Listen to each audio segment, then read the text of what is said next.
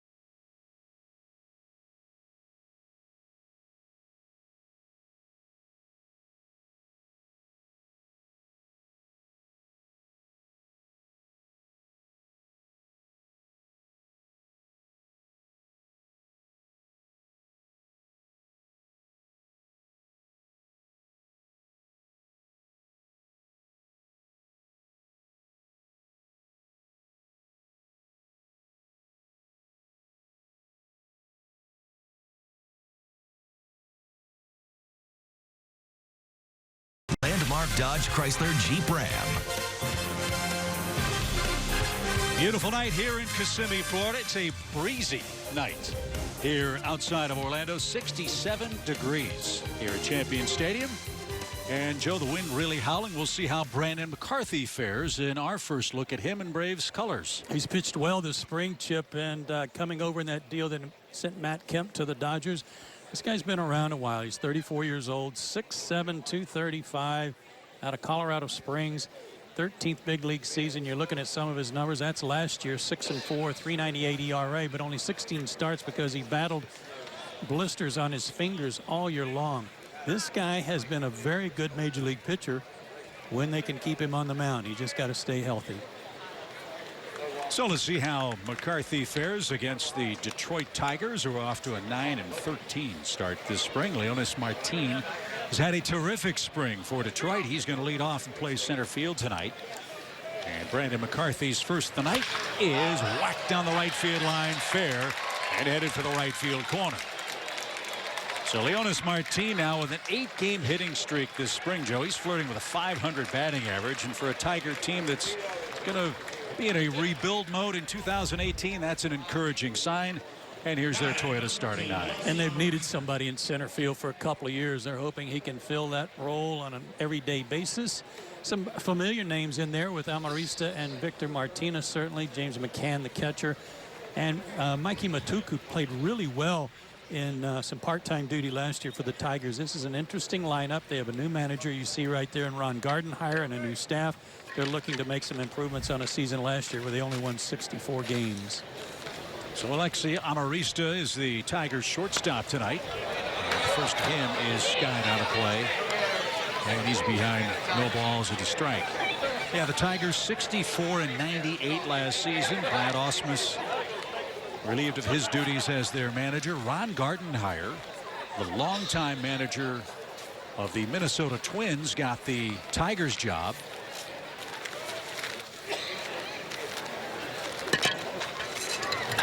As this one's chopped towards second. Ozzie tried a backhand, couldn't come up with it. Martine's going to score the first run of the game. And the Tigers take a 1-0 lead.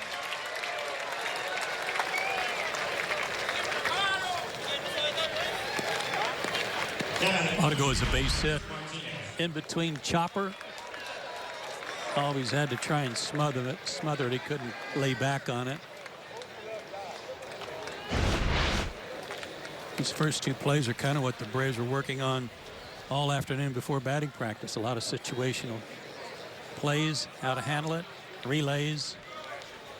A lot of quick, hard work that went into their workout today. So that was scored an error. Ooh. And Martine scores the first run, and that brings up Victor Martinez.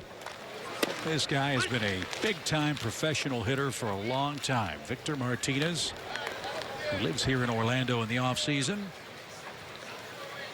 He's the designated hitter for the Tigers this year.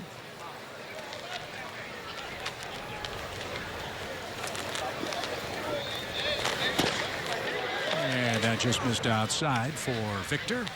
1 ball, 1 strike. Speaking of good players who, if they can just keep him in the lineup. Victor's had an excellent spring himself. 5 home runs. Shift on for him. 3 infielders right side of the diamond, and that's fouled back.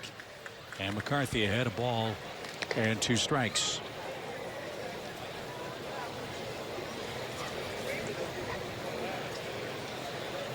No Miguel Cabrera for the Tigers tonight.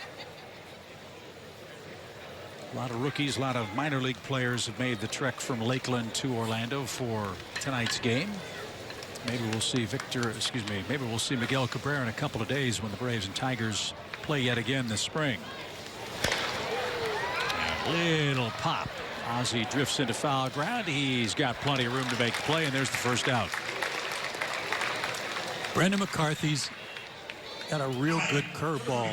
That's his stock and trade. That's always been a good out pitch for him, but he uses it more early in the count now than he did earlier in his career. His fastball's around 91, 92.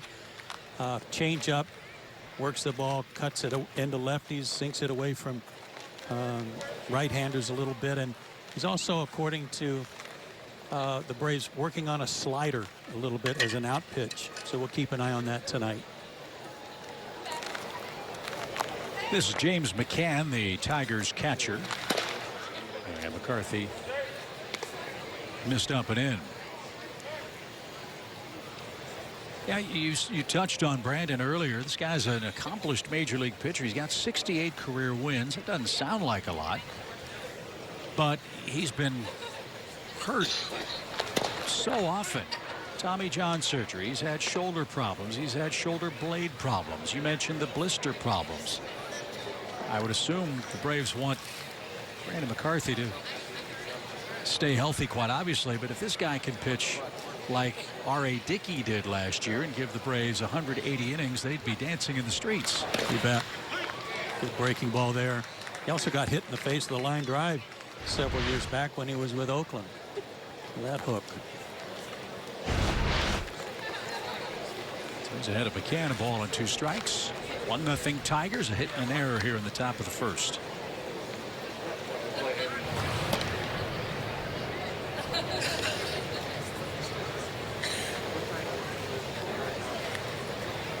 6 wins for McCarthy last year with the Dodgers. 16 starts. Most starts for him in a year since 2014. And another breaking ball, and McCann didn't get it. Beauty. 2 outs.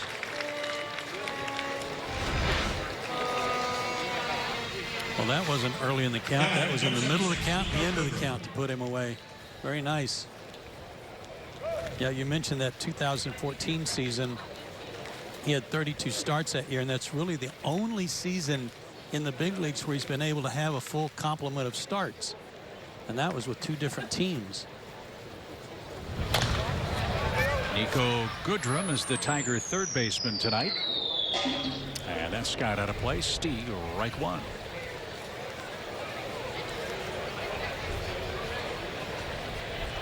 Well, as you mentioned, looks like the first 4 spots in rotation for the Braves are pretty much etched in stone right now. With the schedule being what it is, the Braves do have a break in that they won't need a 5th starter until our first road trip. And so the loss of Luis Gohara due to a couple of nagging injuries this spring has opened the door for others to maybe fill that spot or get Gohara healthy and back in the lineup. And that's hammered into the right field corner. That's going to bounce over the fence for a ground rule double. And Goodrum puts a charge into the ball against the wind and doubles. And Amarista will stop at third. Second and third, 2 outs. He's had a good spring. 3 homers, 6 RBIs, and the fact the ball bounced out saved a run. That had a little too much of the plate. Bell tie. Nice job by Goodrum to keep it fair, too. Terrific spring for him. So let's see if McCarthy can pitch out a 2-out trouble here. Mikey Matuk is the hitter. He'll be the Tigers left fielder. Again, a very different looking Tiger team than the one that we saw last spring and early in the season last year. No Justin Verlander, he's now an Astro. No Justin Upton, he's now an Angel. Ian Kinsler as well. And J.D. Martinez left early last year. Another off-speed pitch, beauty. 1 ball, 1 strike.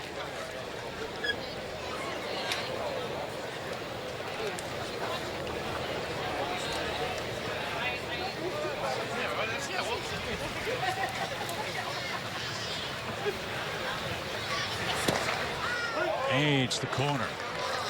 And it's 1-2. That's another. That was a fastball, but he's been trying to work a little more on his changeup too, to spot it as well.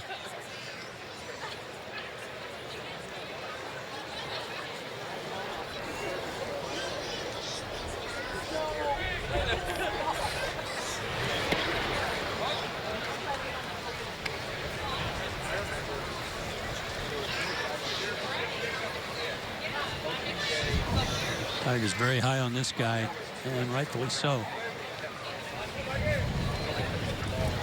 Big chance to extend a 1-0 lead. Second and third, 2 outs. Wind howling toward the left field corner.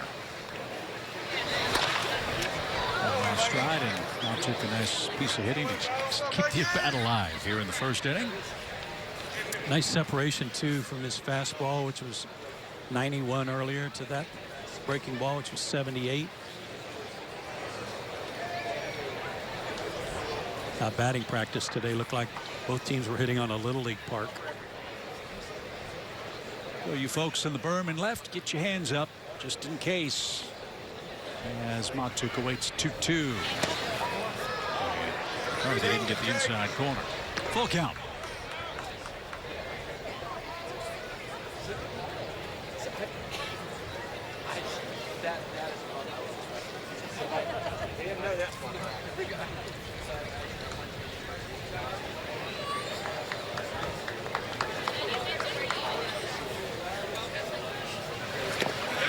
Did he go? Yes, he did. The breaking ball takes care of Matuk. Tigers cash in an unearned run and take a 1-0 lead after our first half inning at Kissimmee. What is it about summer that makes so many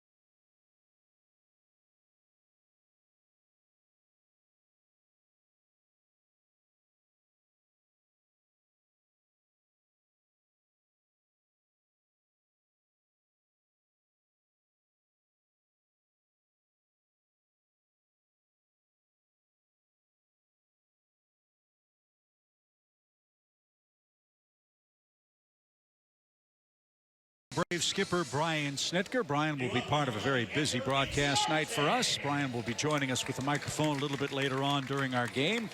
We'll be joined by General Manager Alex Anthopoulos sometime during the second inning. We hope to talk to Brandon McCarthy and Freddie Freeman as well tonight as we see the Braves offense, Joe, for the first time this spring. There's the interview lineup, and the regular lineup features Ender Inciarte leading off again for the Braves tonight against Francisco Liriano, a well-traveled Major League left-handed starter. And first pitch hammered towards center. Leonys Martin broke back but recovered in time. A little pop takes care of Ender. There's the first out on one pitch. Now, no chance to brag on Ender just yet, but we will next time around. Liriano, signed by the Tigers after spring training had started. Von Gardenhire had him way back in Minnesota when Liriano broke in. 34 years old, 6'2", big guy, 225 out of the Dominican Republic. Braves have seen him the last couple of years with the Pirates. Oh, we didn't get to brag on Ender, but we can brag on Ozzie Albies, can't Okay. he? What a spring he's had for the Braves here in Central Florida. Made his debut last August 1st, hit .286 and 6 home runs. He had a game this spring where he homered from both sides of the plate. Yeah, just a couple of days ago. 3 stolen bases on the spring. In fact, the Braves have stolen a lot of bases this spring. 23 of them.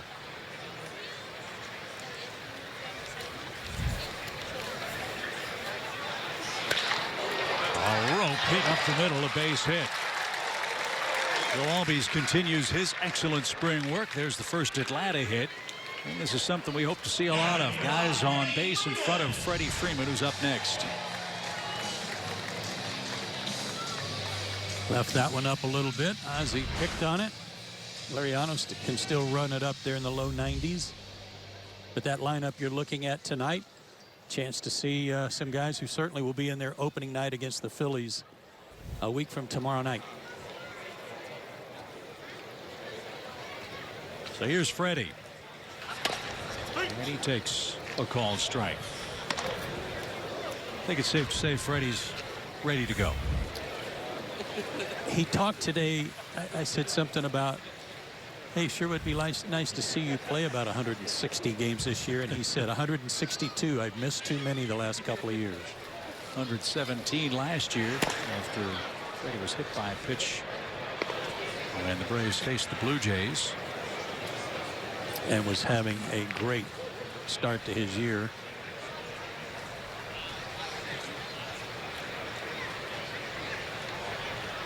Pretty good lead by Albies at first. Left-hander on the mound. Let's see if he gets a good jump with Freeman up.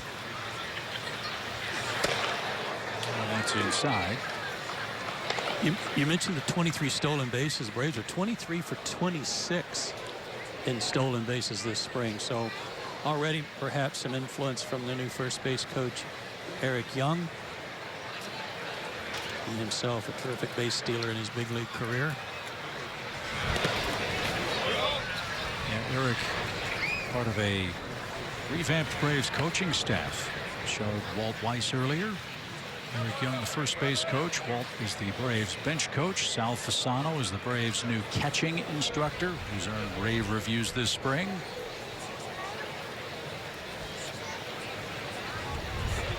As a 2-2 pitch. Breaking ball to beauty.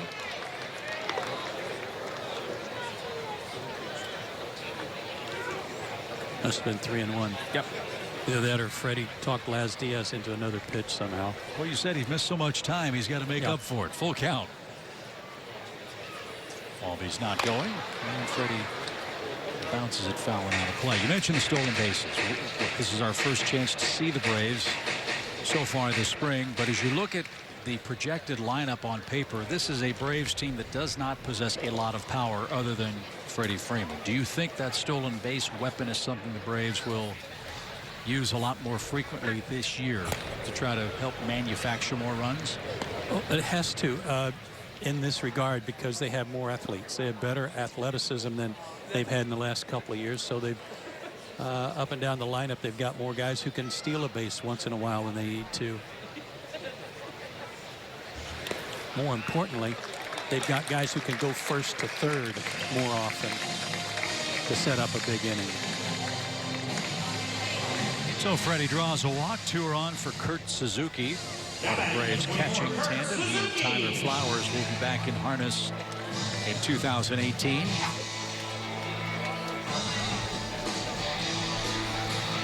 And he and Tyler Flowers split the catching duties for the Braves last year just about as well as you can. Suzuki hit 19 home runs, did that in 81 games. See if he can put a charge into one here in the first. So he's had high batting average so far here in Florida. And he takes downstairs, ball 1.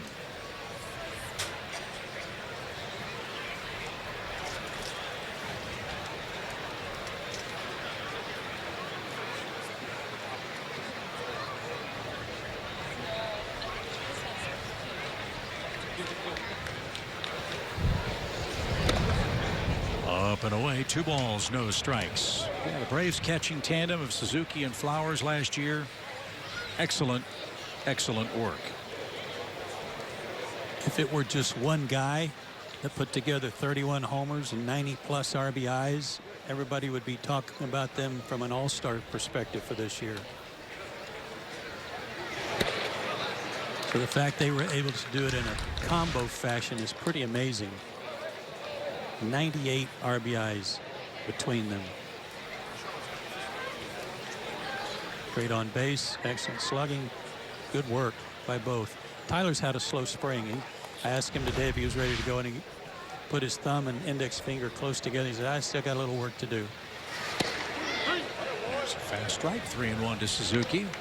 But the hitting coach, Kevin Seitzer, said, with that exception, everybody has looked really good and is really, I'll say, tuning up their swing here for the last week, ready to go.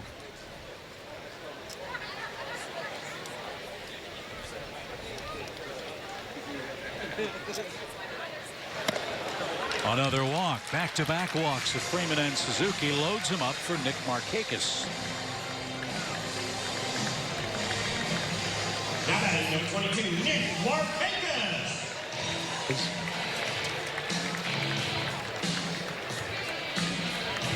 That was a perfect spot for Nick, team leader in RBIs last year. Knocked in 76 of them. 3 Braves aboard for him here in the first inning.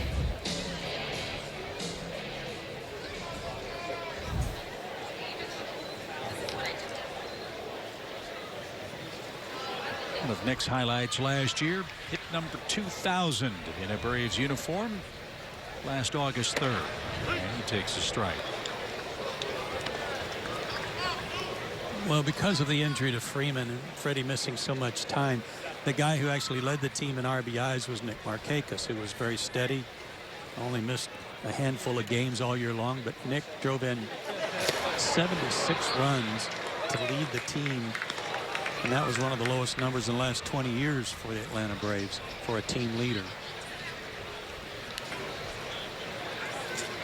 So it goes back to the need to have Freddie Freeman in there every day. 2 quick strikes from Liriano. Lefty-lefty matchup with Markakis. Snap throw to third. And Ozzie back safely. Plus third base umpire Jerry Lane to hustle. He's in spring training shape too.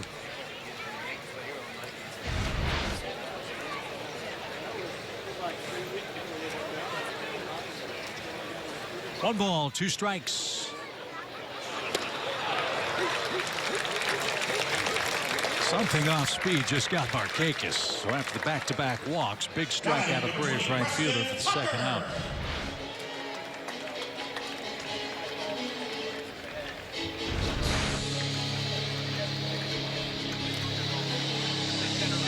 Here's an interesting guy when it comes to the final roster. Preston Tucker, who's a guy who the Braves acquired in the offseason from Houston. Can really swing the bat, has put up big numbers even at the big league level when he's had some opportunities. It's a matter of him working on his outfield defense to tighten that up a little bit, but they really like his bat. Braves got him in a cash deal from the Astros. With 2 walks, all of a sudden, Liriano's a strike throwing machine. 0-2. Yeah, left field's one of the jobs that's open for the Braves. With Ronald Acuna sent back to minor league camp the other day. Subject about which we'll speak with Alex Anthopoulos in just a few moments. Lane Adams in that discussion. Danny Santana's in that discussion. Preston Tucker is in that discussion for the Braves here in the final week.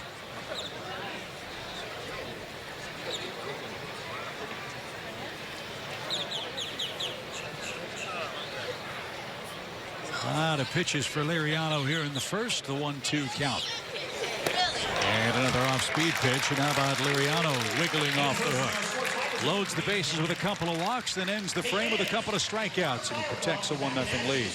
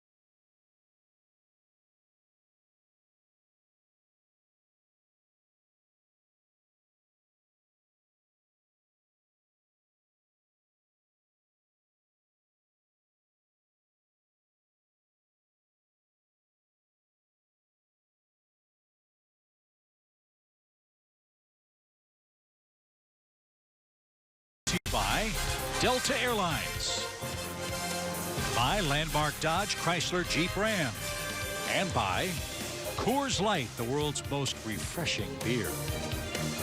A refreshing night in Orlando. 1-0 Detroit after 1 inning. Brandon McCarthy tossed 21 pitches in his first frame tonight. Gave up an unearned run. Now he's got the 7, 8, 9 hitters coming up for the Tigers here in the second. First man up, Jim Adducci, their first baseman.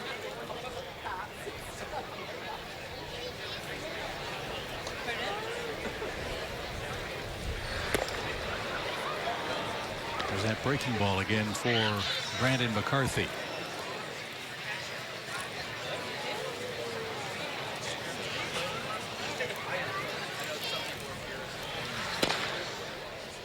Good spot. Adducci's gotten a lot of at-bats this spring for the Tigers. This is his 34th. He's got 10 hits, a couple of homers. This one's grounded to second, and Ozzy's got that. McCarthy will get the ball on the ground when he's right. There's out number 1. That'll bring up Victor Reyes. He's the Tigers' right fielder. Reyes, then Rodriguez in the Detroit second. Tigers open up at home a week from tomorrow against the Pirates.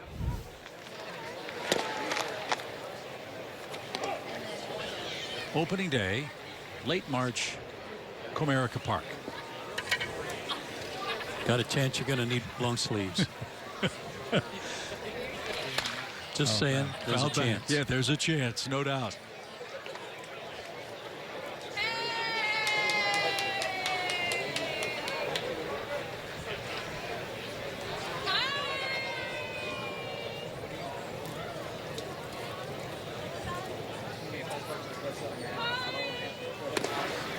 Way upstairs. And Reyes now. I was interested in reading a story the other day about an interview with Ted Barrett, the veteran umpire, and all the changes that have come along in baseball in recent years and how they've impacted umpiring. Freeman handles the chopper. Race to the bag. And McCarthy got there just in the nick of time. Good play, 2 out. Nice play. One of the questions asked of Ted Barrett was, would he rather umpire a game in cold weather or hot weather? And he said, probably cold weather because you can layer up. Hot weather, there's just no place to go.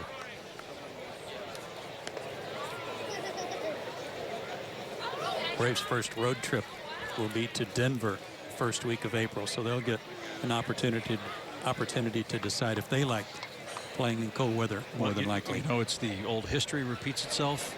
Road trip, that's Yeah. the Iditarod 2. Yes, it is. Little chopper. Tough play.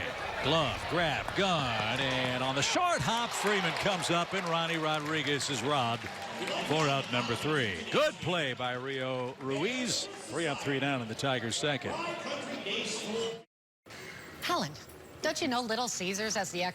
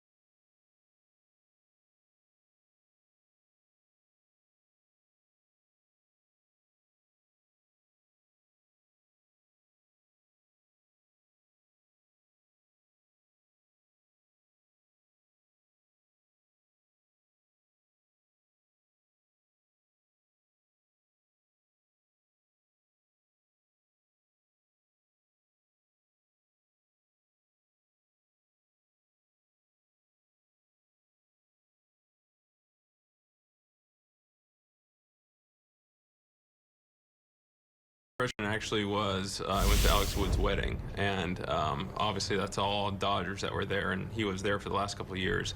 And Justin Turner, to every single person that was there, told me that he was the greatest guy ever. You're going to love him. And they were right on. He is very personable. You can tell him anything, and he's going to try and do everything you can.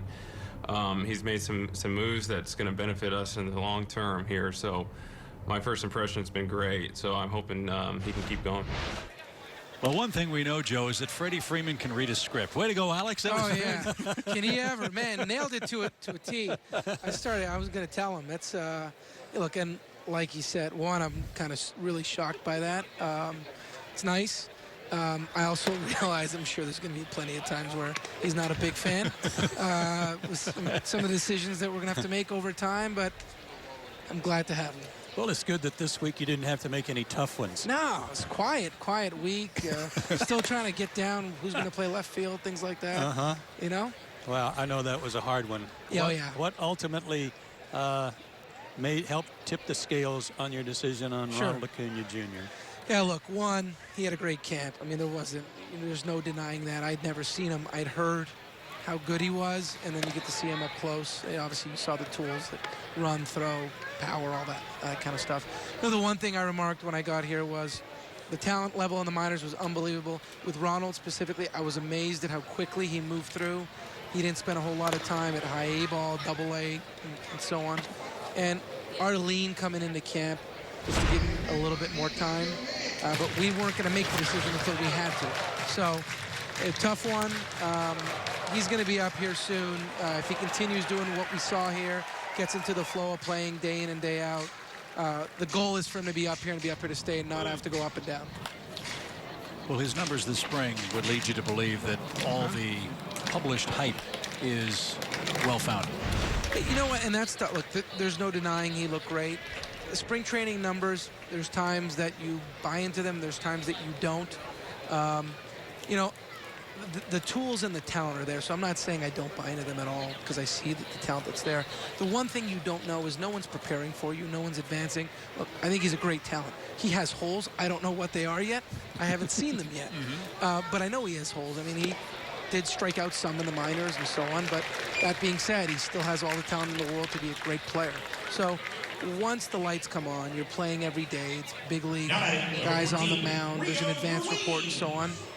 He's going to have to adjust. I mean, there's very few guys that come up here and hit the ground running and don't look back. So we have every confidence in the world that he will, and he'll have a long, great career.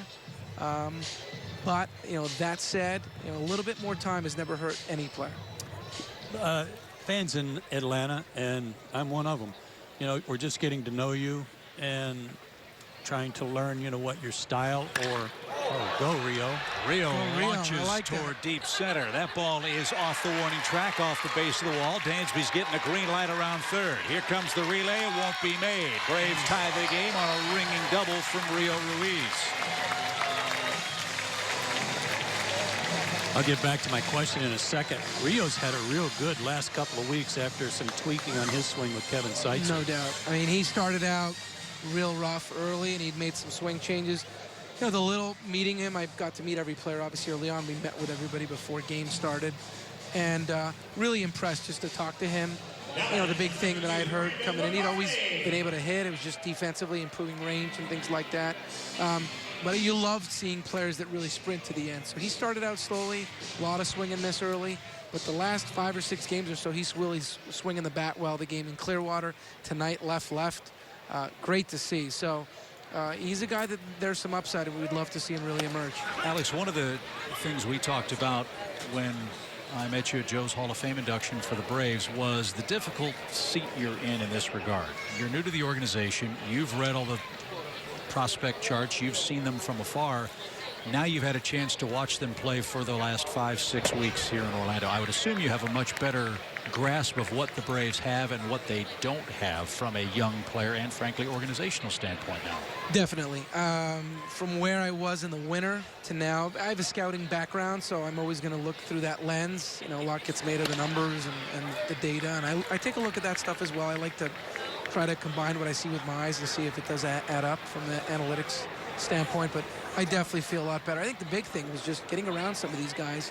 When you sit down with them and you ask them about their game, notice things, ask them to explain things you may have observed, and you get some insight into their aptitude and the way they're wired, the way they think, it can increase their value in your mind, or also maybe you may not feel as strongly about those players. So the makeup component, the character component, the aptitude component is really important. And then watching these guys day in and day out, seeing their tools is obviously going to be great as well. The question I had, I think you just answered it. I think that had to do with scouting versus analytics, and where you put the most weight. Sounds like you've got a pretty good balance on that. Yeah, I think I think the human element is extremely important. I think there's so many teams right now that are relying upon and using all the data that's out there. So we're not going to ignore it. One, we use it for ourselves. Two, it gives you a sense of how other teams might view players. That said, I think a competitive advantage is because everyone has this data, the human element. If you have a set of eyes, knowledge, you have a coach that can get through to a player. I mean, we've all seen guys make changes to their game, whether it's deliveries, swings. That's mostly not from a data standpoint. Data may point out a flaw, but a coach and a player and athleticism and aptitude, that's what's going to lead to be able to make a change, adjustment. So I definitely feel strongly in combining both. And, you know, from that perspective, I think we've done a good job this spring.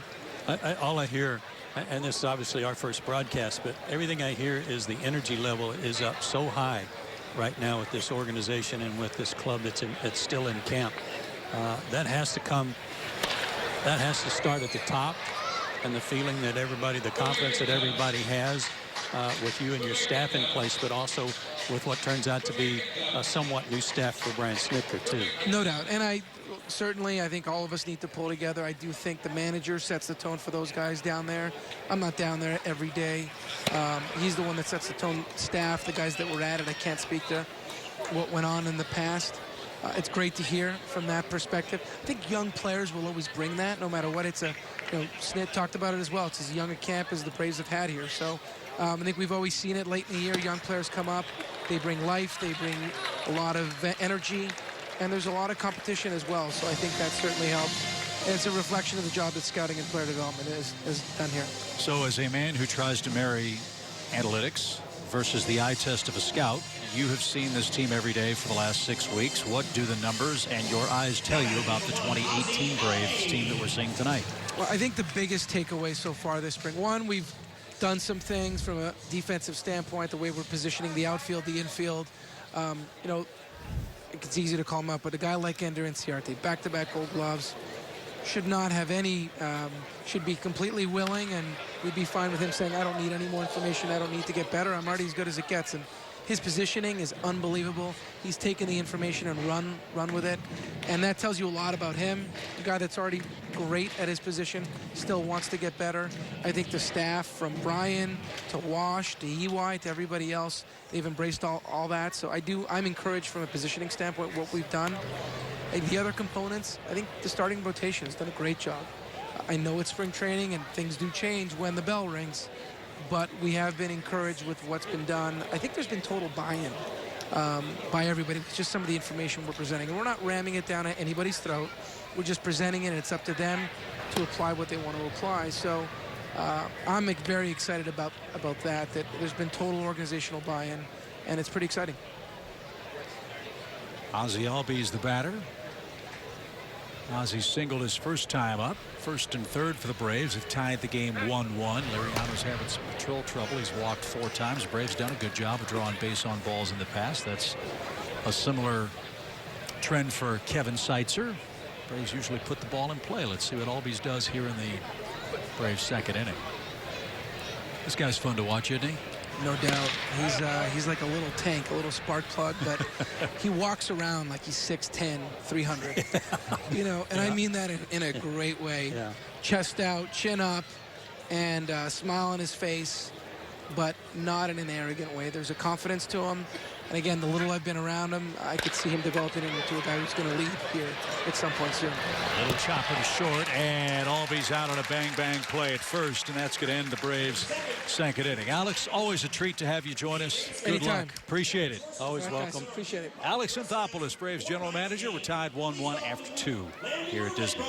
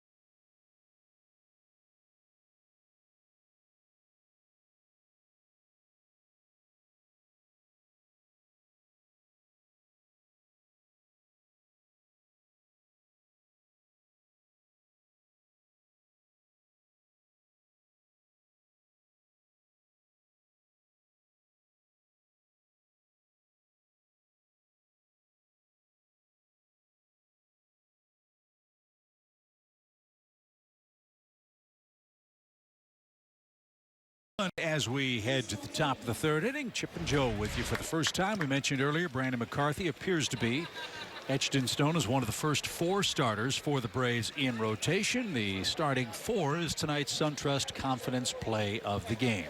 And they have all pitched well this spring. Brandon, as you said, gave up the unearned run tonight, but Julio Teheran pitched into the 7th inning his last time out. Mike Foltynewicz has had a complete renaissance with the way he's pitching, trying to throw more strikes and be more of a pitcher and not a thrower. And Sean Newcomb has had a great camp. It's almost like he was at the top of the hill among the young pitchers, asking anybody to come try to knock him off the hill, and nobody could. So those are the first 4. The Braves won't need a 5th starter until the Braves make their way to Washington in the middle leg of the first 3-city road trip of the year, which begins in Denver. When the Braves fly cross country to play the Nationals, then zip back to the Midwest to play the Cubs at Wrigley Field. Leonis Martin skies one toward left. Tucker, long run, won't get there as that'll bounce into the berm. And the count 2-1 to the Tigers center fielder. First chance for me to visit with Alex Anthopoulos and learn a few things about what he believes in and how he makes analyses. And I'm very happy to hear the eyeball test thing, you know. This old school, old guy, you know. And I know the numbers are important. I know the analytics are there. But sometimes you got to put eyes on somebody, too, to see if that all meshes. And the buy-in part from top to bottom of the organization is so nice to hear. Everybody appears to be on the same page with Alex and his new staff. And, too, to reiterate, it can't be easy for him in this regard. You take over as general manager of a farm system that's been rated at or near the top for the last couple of years. You want to come in and make a positive impression. You know the Braves have had their share of struggles the last 4 years with 90-plus lost seasons. I'm sure he's itching to make a significant deal, which he has done in the past, as we know from his days with Toronto. But not knowing, with that eyeball test you talked about, exactly what you have, I would think Alex has been kind of hamstrung in that regard. Strike over the outside corner, and Martin disagrees with Laz Diaz. It's out number 1 here in the 3rd inning. He's given that outside corner. Remember, there's a call on Tucker earlier that Forrest didn't like, or Preston, excuse me, didn't like, but that was in about the same spot. Beautiful frame job by Suzuki as Alexi Amarista reaches the batter's box. He reached on an E4 back in the Tigers' first.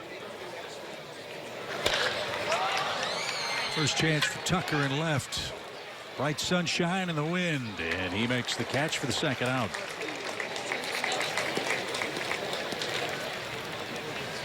So 2 up, 2 down. McCarthy set down the last 6. Victor Martinez is the Tiger hitter. We'll welcome our friends in Motor City watching us on Fox Sports Detroit tonight.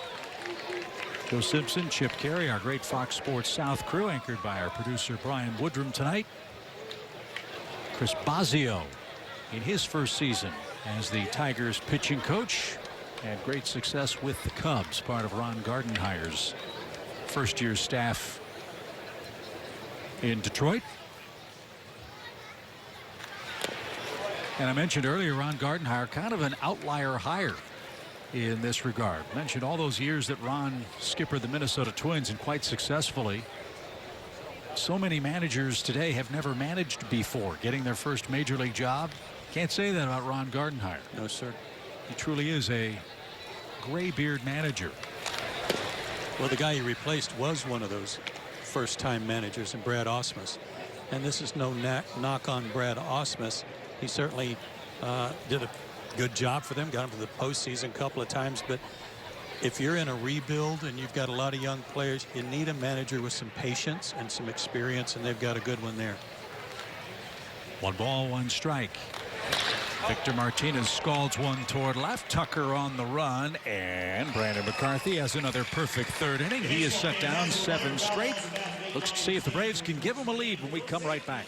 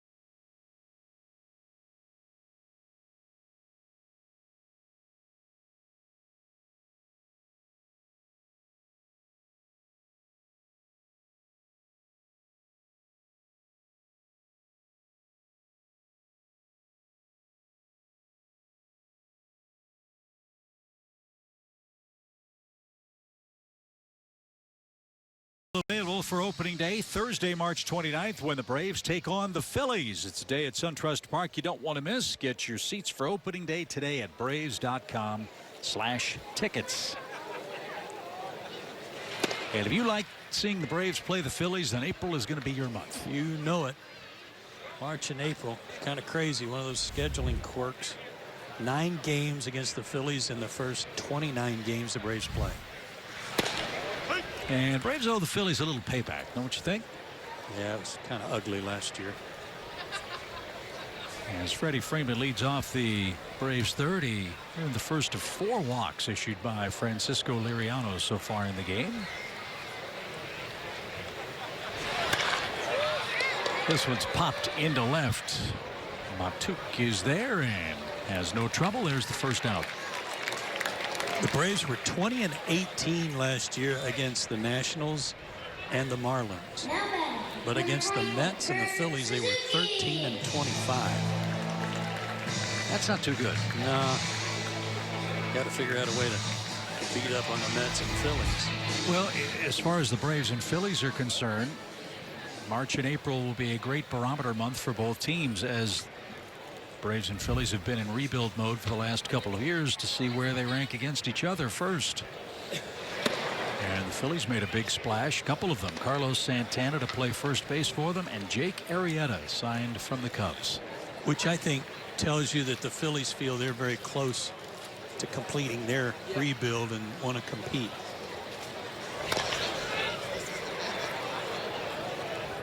Position player and obviously a stalwart for their rotation. They've got some good arms in their rotation already. With Vasquez and Aaron Nola among others. Reese Hoskins was terrific. Zach Eflin in the outfield. So yeah, the Phillies will be a tough bunch in an Eastern Division, Joe, that on paper looks to be a little better, if not significantly so, with what appears to be a resurgent Mets team and their starting staff healthy. Yeah, and unfortunately one of the teams, the Marlins, has really taken a steep decline in talent level.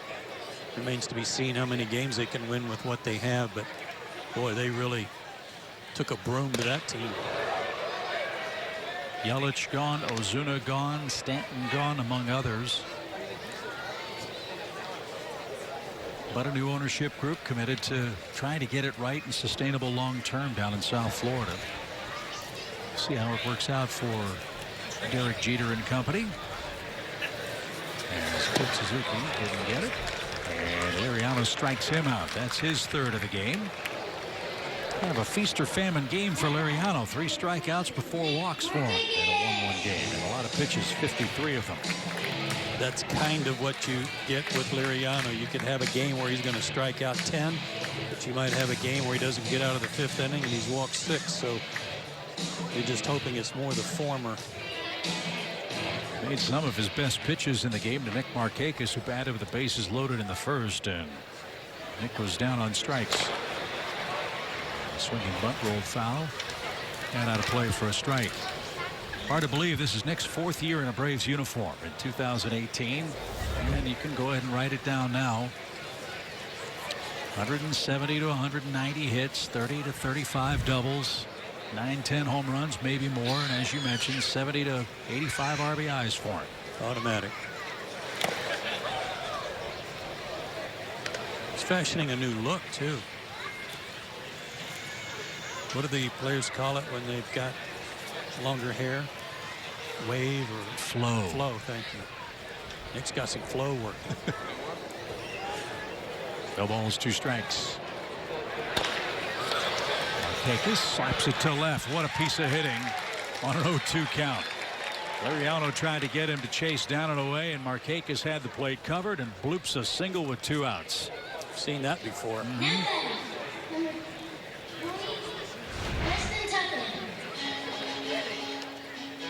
Oh, man.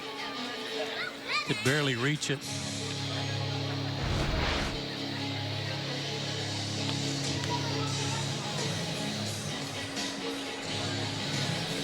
So the inning stays alive for Preston Tucker. Preston's a Florida boy, if memory serves.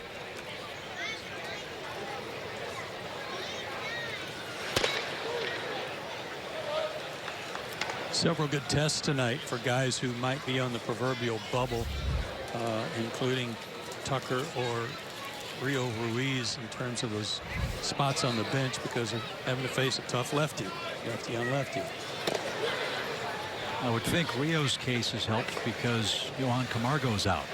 Yeah, he's been missed for about 8 days or so with an oblique strain, and they're trying to be very cautious about his return. I did see him taking some ground balls today.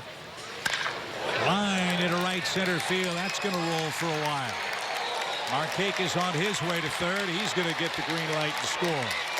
Preston Tucker with a lightning bolt to right center puts the Braves in front. Another very successful lefty-lefty matchup for the Braves offense. Boy, did the ball jump off his bat. So after 2 quick outs, a little dink by Markakis and then a rocket by Tucker. Yeah, Tucker from Plant High School in Tampa and the University of Florida. Continues his good spring, so Atlanta leads. And Dansby Swanson, the batter. Dansby walked and scored back in the Atlanta second.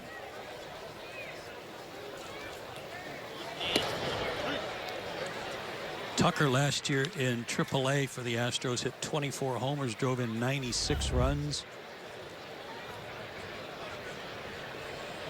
If you're a young position player, that's probably not the best organization to be a part of, with all due respect. Not right now. As loaded as the world champs are. The pitch backed up and Dansby took it. 2 strikes.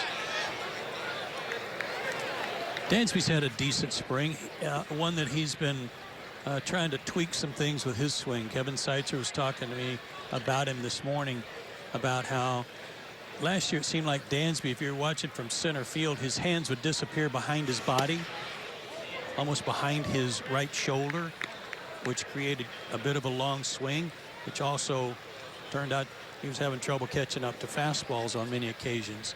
So he's starting with his hands a little more in front of him and then raising them up kind of right in front of his right shoulder to get started. And Kevin said if we can just get him to stop thinking about pulling the ball, especially in hitters' counts, and then rolling over, maybe being fooled and trying to start too early, if we can kind of get that ironed out, he's going to be on his way. Good eye there. It's full count. Well, you know what 2017 bore for Dansby Swanson last year. Talked to him at length before the game tonight. He's in a great place mentally, feels good this spring.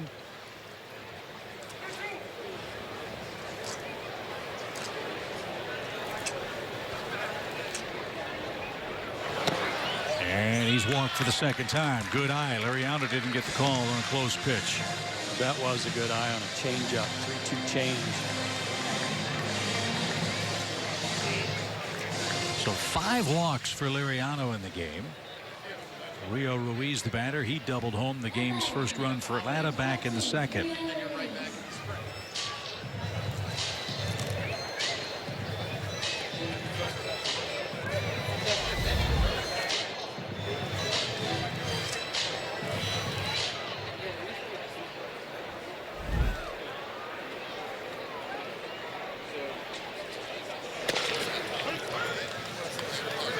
Rio's going to be 24 years old in late May. Hit 20 home runs between AAA and the big leagues last year. 4 of them with Atlanta. His first against Max Scherzer of the Washington Nationals on May the 20th.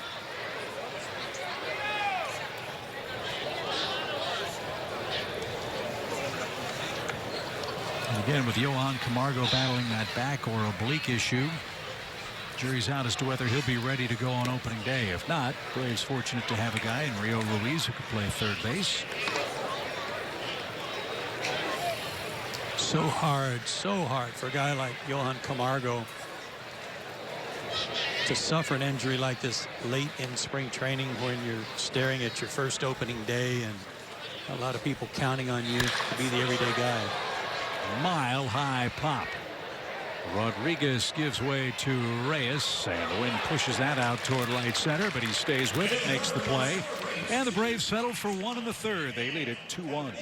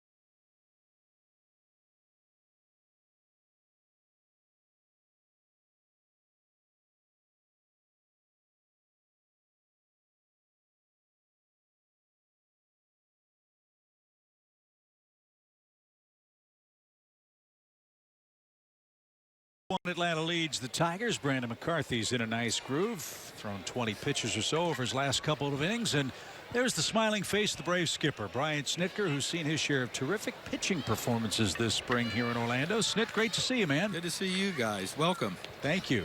Got to ease into this, you know. Yeah, I know we're way eased in. Yeah, right. Week to go. Your thoughts on what you've seen, what you'd like to see here over the final 7 days? Well, it's been like I talked to you guys earlier. It's been a great camp.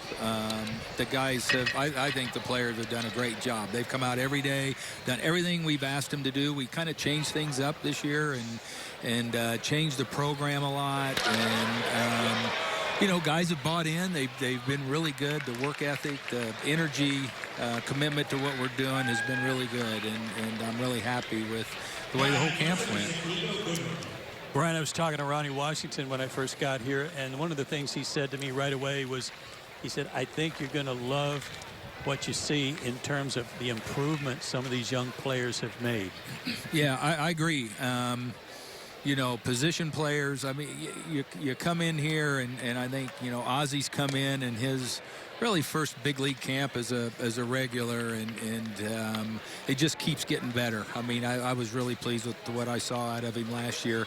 You know, Dansby, coming off a tough year, has come in, and he's had a great attitude. He's, you know, playing with a lot of confidence. I think just kind of letting himself go. It's a shame Johan Camargo tweaked his back a little bit, and he's going to start the year on the DL, so we're going to try and get him ready. But he was doing really well. I mean, he had went winter ball, had another successful winter ball, and came in and was playing really well. You know, and you know, left field right now, we're kind of still having auditions. We got Preston Tucker, who's had a really good offensive year.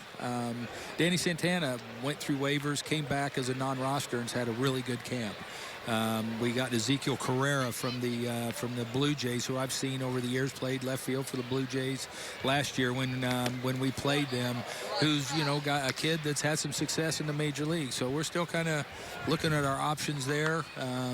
Because of Camargo, we're going to give, I'm going to play Rio quite a bit. Rio's really improved. I mean, he's a kid that just continues to get better, as you saw. I mean, he's hit a couple of homers off lefties, you know, smoked that ball in the second inning, and is just a kid that just keeps getting better. So yeah, let's talk about him for a second, because Kevin Seitzer was talking about how he had on his own made some changes to his swing in the offseason. Came to camp, was striking out about, you know, I think it was like 8 out of his first 10 at bats or something. And then he and Kevin went to work, and as Kevin said, we did some modifications, but Rio is certainly open and has the aptitude to say, hey, okay, what do I need to do to get better? And that seems to work the same way with a lot of these young guys. Well, yeah. I mean, for some reason, all these guys getting these, they hear, you know, one or two guys that go out and get hire these private guys, and they go, and you know, my response to Rio was, Rio, you didn't have a bad year last year. You did pretty good, actually. And they want to change things and try. So to his credit, if they made the adjustments, that's great, because of late he's been swinging the bat pretty good. So, you know, there's a lot of things. Sean Newcomb, as we talk about the young guys, I would say a year ago today, he's not even the same guy right now. He's had a really good spring. Fulte's made some adjustments in delivery and mindset and the whole thing. I think the analytical move has helped him in the information that they've had for him. He threw on the backfield today and was really good. Brandon McCarthy's been a really good get for us. He's been really steady and strong all spring. Julio's been really good.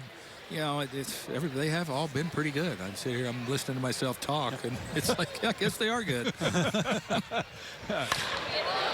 ball hammered toward left. Tucker on the run, still going, not going to get it. It's a home run for Matuk, and that ties the game at 2 apiece. Never fails. Every time I come up here, there's a home run hit while I'm standing. Way to go. You know. Yeah, we'll be lucky there's not more with the way this wind's gushing around. Yeah, right? that's the truth. Let's talk about your bullpen. Yeah. We've talked a lot about position players and starters. What about your bullpen? Well, you know, we got Viz back. He's healthy, which is good. We got a lot of these guys off rehab that they were on last year. You know, I started looking, and we had a lot of guys in our bullpen last year that were on rehab years that we had to be careful of. You know, if you got him up, you needed to get him in. You couldn't pitch him back to back. Well, there's a lot of restrictions on guys that were coming off injuries.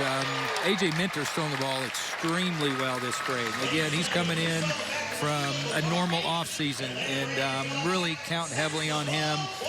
Jose Ramirez has had a good spring. Sam Freeman has come in and kind of picked up right where he left off last year.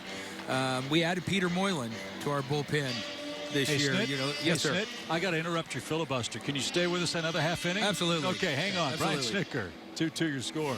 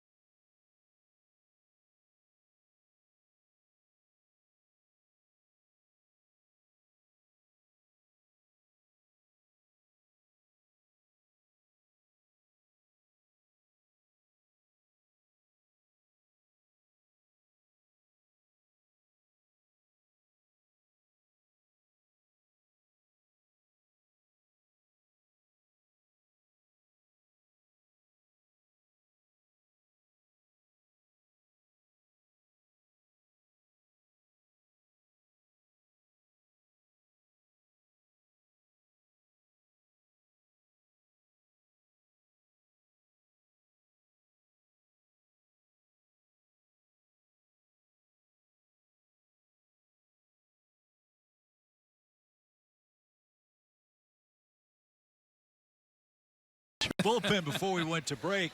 Yeah, you got to realize my family just left, so I've kind of been muted while I've been home the last few weeks.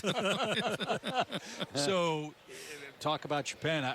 Let's first talk about the makeup of the pen. You've got a couple of off days in the first couple of weeks. Right. Is that going to affect the bullpen numbers you utilize on opening day? Well, I'll probably stay the same numbers with the bullpen. We'll just go without the 5th starter until we need it, I think, April 10th in Washington. We'll probably stay with the 8-man guys, just because we're still, you know, as optimistic and everything as we are. There's still, you know, the guys, you know, Newcomb, Fulte coming off the year. Yeah, I expect them guys to do really good, but where we're going, teams we're going to play, I think having the additional bullpen guy, and then, you know, still we'll be able to have a normal bench. So everything will kind of be normal until we get to that fifth starter, and then we'll probably trim a position player.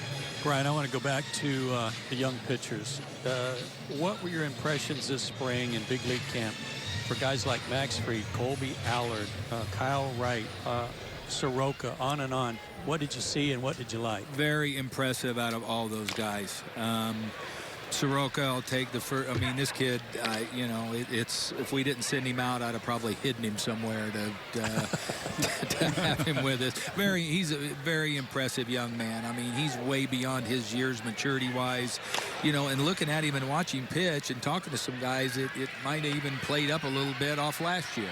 But he's got a lot of confidence, knows what he's doing, is going to be a young big leaguer. Didn't see a whole lot of Kyle Wright, but really impressed with this young man. I know Bobby and I were in a cart one day watching a side, and we're sitting there looking at each other. It's like, man, that looks like a big leaguer. You know, I mean, the way he went about it. And what little I saw, I mean, again, I think the biggest thing with Kyle is just getting him into pro ball and acclimating him to what we go through in the routine of starting and, you know, the extra throwing that you do as a professional. Max had a good camp. Colby Allard probably was, you know, you're really impressed with this kid. I think he might have been out there trying to do too much at times. The brief stint that he had here, but really like everything he brings. You talk to these kids, they're special just because you can have a conversation. They're mature. They're very confident in their abilities, and they're all going to be really, really good major league pitchers, you know, down the road. Snit, I know we all understand the business of baseball, but the baseball side of baseball had to break your heart that Ronald Acuna was sent to AAA or to minor league camp earlier this week, but I would assume the numbers he put up lead you to believe it's not going to be a long stay down there. That would, you know, I mean, I said last year, if you want to get right down to it, I was as impressed with him last year as I was this year. I mean, he was a fence jumper last year, and you know, I used to tell them guys over there, if you don't want me to play him, don't send him, because I'm going to hit him high in the lineup, and he's going to play because I like watching him. And he didn't disappoint this spring either. I mean, he's a very talented young man. Has just the tools are off the roof. Seems like a really grounded, mature young kid too. Loves a lot of energy. Loves to play baseball. Which, when you're that good, why wouldn't you like to play it? I mean, and so the extra experience, you know, with the meteoric rise that he had through the minor leagues, I think this spring won't hurt him a bit, and hopefully when the time comes, he's ready. And like Alex was saying, I think it's a big situation where when we bring him up, we want to make sure he's ready so we don't have to send him back. And you know, so I don't think it'll be long. I sent you a picture early in spring training of Ronald Acuna on a home run that he had hit against the Yankees. And when you put that picture side by side with Andrew Jones, there's a very similar look, isn't there? Well, yeah, and I remember I text back to you a spitting image. Yeah. And you know, and in talking to people, it's like, you know, we have some really good players that we've developed in this organization to compare these guys to. We didn't have, you know, when those guys came through, Andrew, Chipper, Glav, David Justice, you know, the Lemmer, Blouse, all those guys. You know, that was our first go with a lot of those guys. So now we compare them all. Well, Snit, we appreciate your time. Look forward to seeing you again on Friday night, and can't wait to get started up in Atlanta. All right, guys. Always a pleasure, and glad to see you guys too. Thanks, Brian.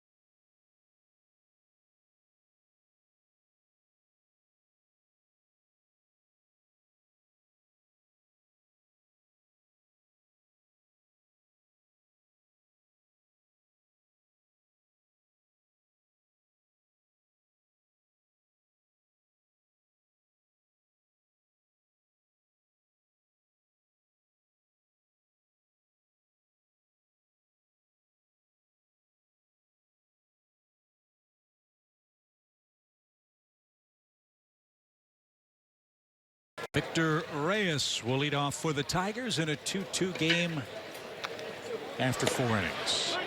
Brandon McCarthy threw 20 some odd pitches in the first inning. Joe, he's thrown 31 since. Very economical. 1 point retired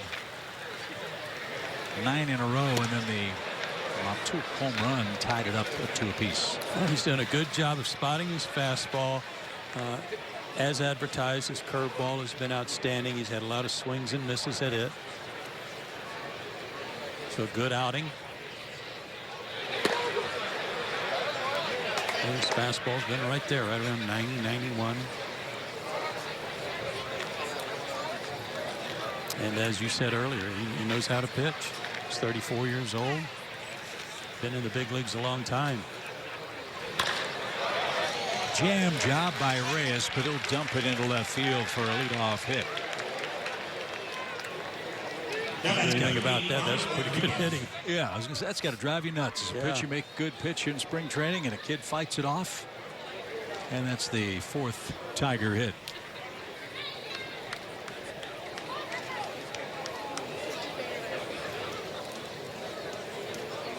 Ronnie Rodriguez bounced out to third base on a bang-bang play that ended the Tigers' second. Let's see what Ron Gardenhire does now in a 2-2 game.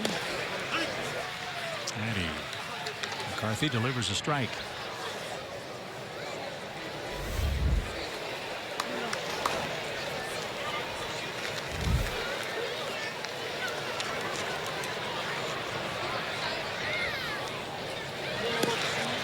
See some jackets, even a few stocking caps back there in the background. It's a cool night, and as we keep saying, very windy.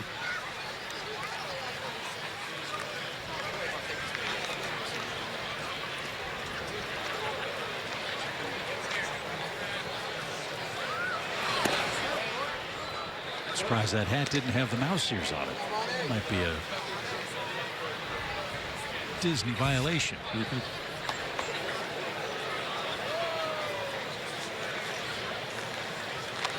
1 ball, 2 strikes. Up the middle, and Dansby can't get it. Linder got to it quickly. Tigers with back-to-back hits have him at first and second with nobody out. Now batting number 12, Leonis Martin. And Leonis Martin, who's extended his spring hitting streak to 8 straight games with a leadoff double, stands in with 2 aboard and nobody out.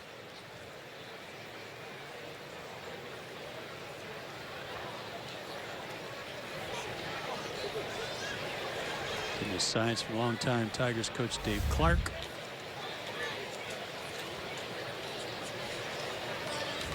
A holdover from the previous staff.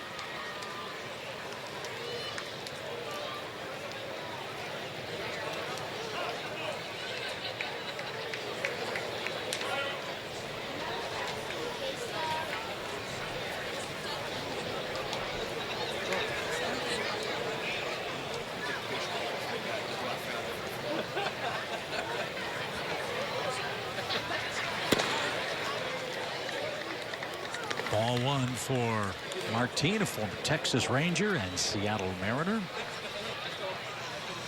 And sporting the Old English D, classic uniform of the Detroit Tigers.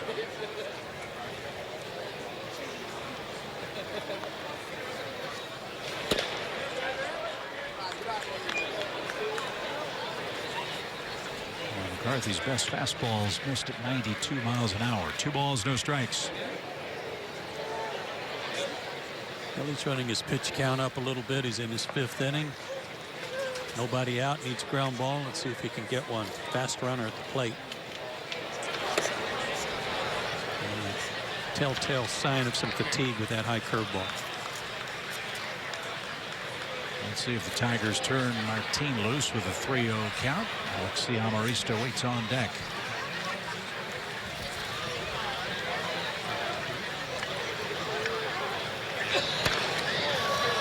He did turn him loose, and Martin had a good cut. 3 balls and a strike.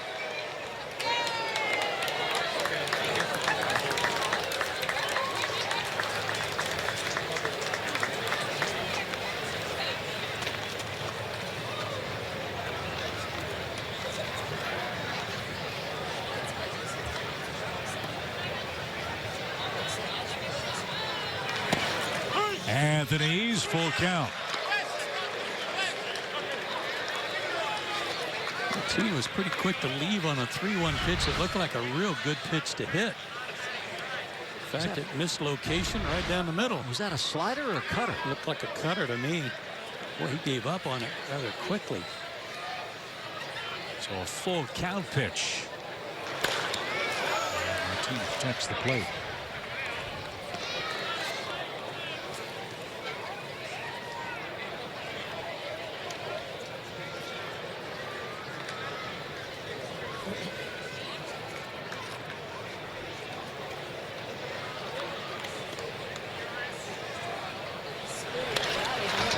Another good cut.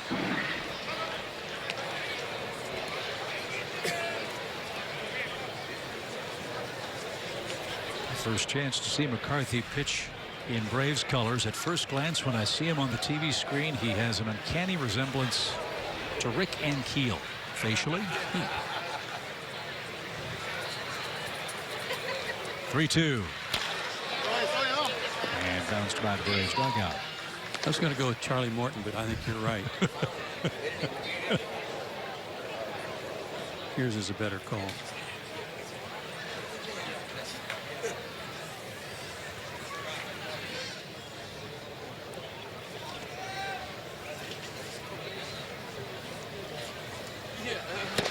Right down the middle, and Martine took it. What a comeback for McCarthy from a 3-0 count to get the strikeout.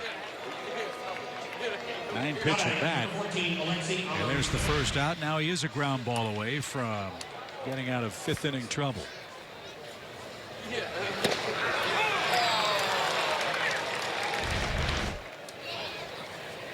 Good sequence there from McCarthy.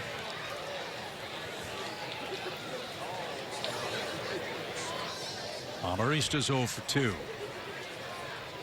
I'd like to avoid Victor Martinez this inning if possible. And strike one's a good way to help that cause.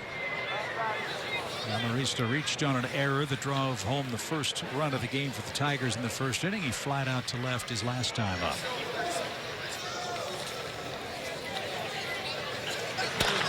Little ground ball. Rio's got it. Double clutch. There's all the Braves are going to get. And the Tigers will have runners at first and third with 2 outs.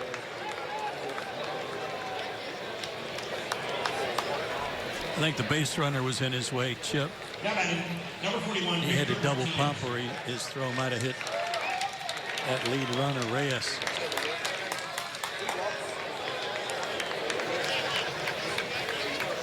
So McCarthy got the ground ball he wanted, but the Braves can't turn the double play. Let's take a look. Fielded it right in the baseline, and Reyes was ducking, but Rio wouldn't have known that.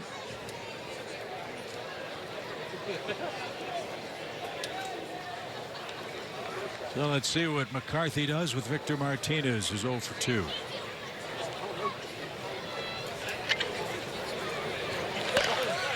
Right off his knuckles.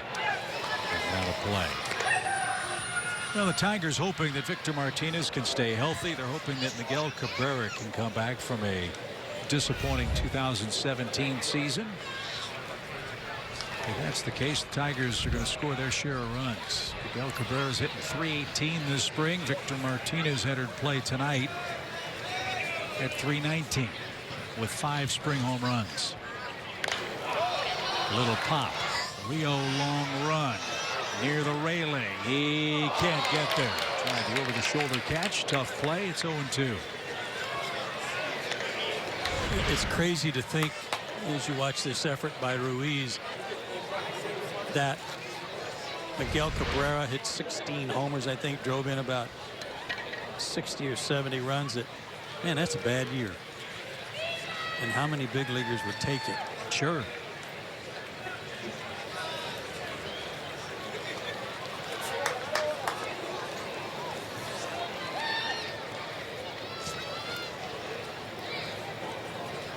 No balls, 2 strikes.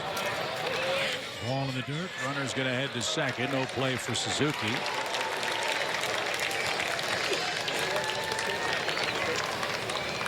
And the count now, 1 ball, 2 strikes. Good base running by Amarista. A ball in the dirt. Wild pitch.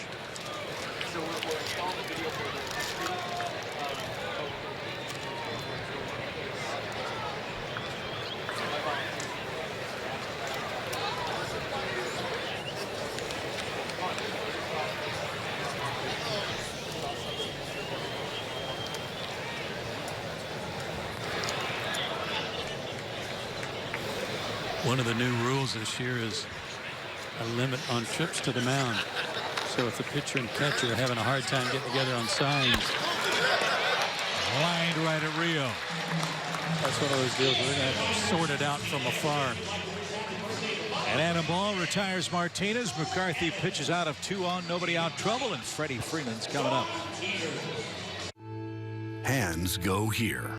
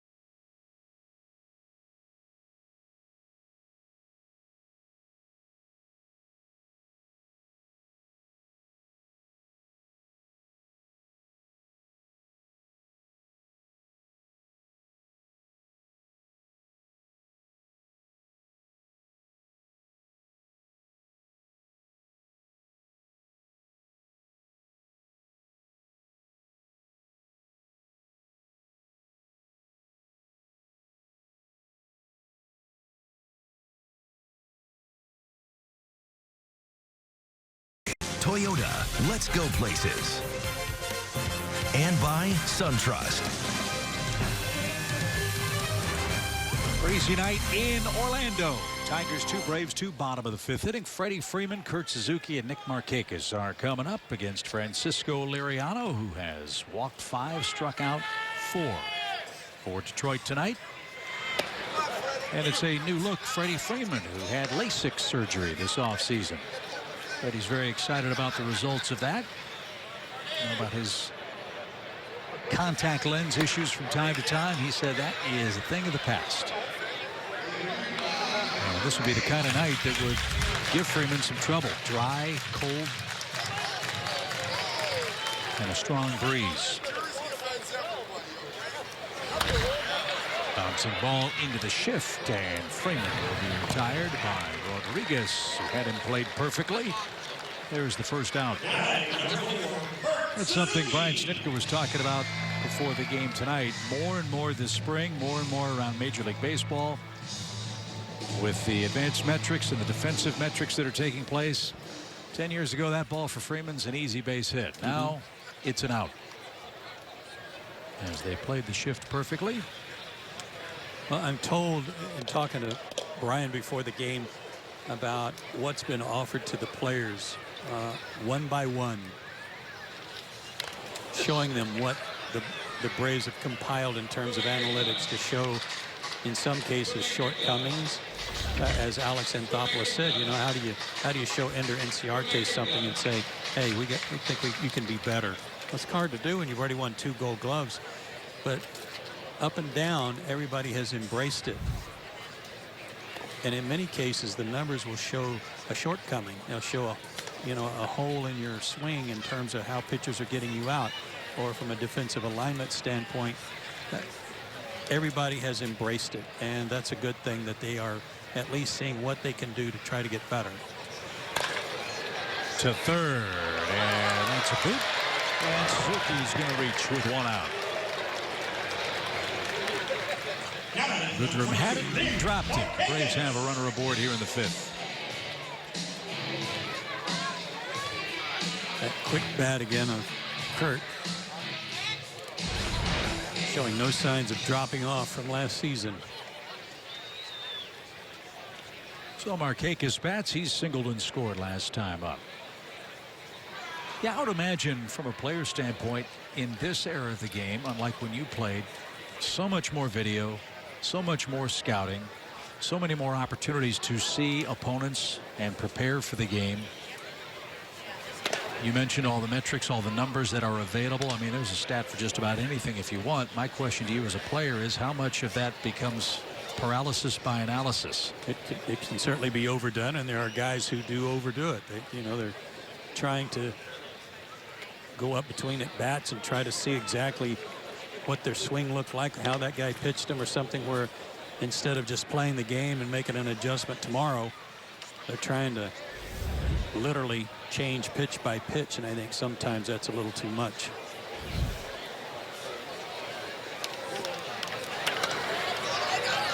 They've had that timed well, but fouled it off. 2 balls and a strike.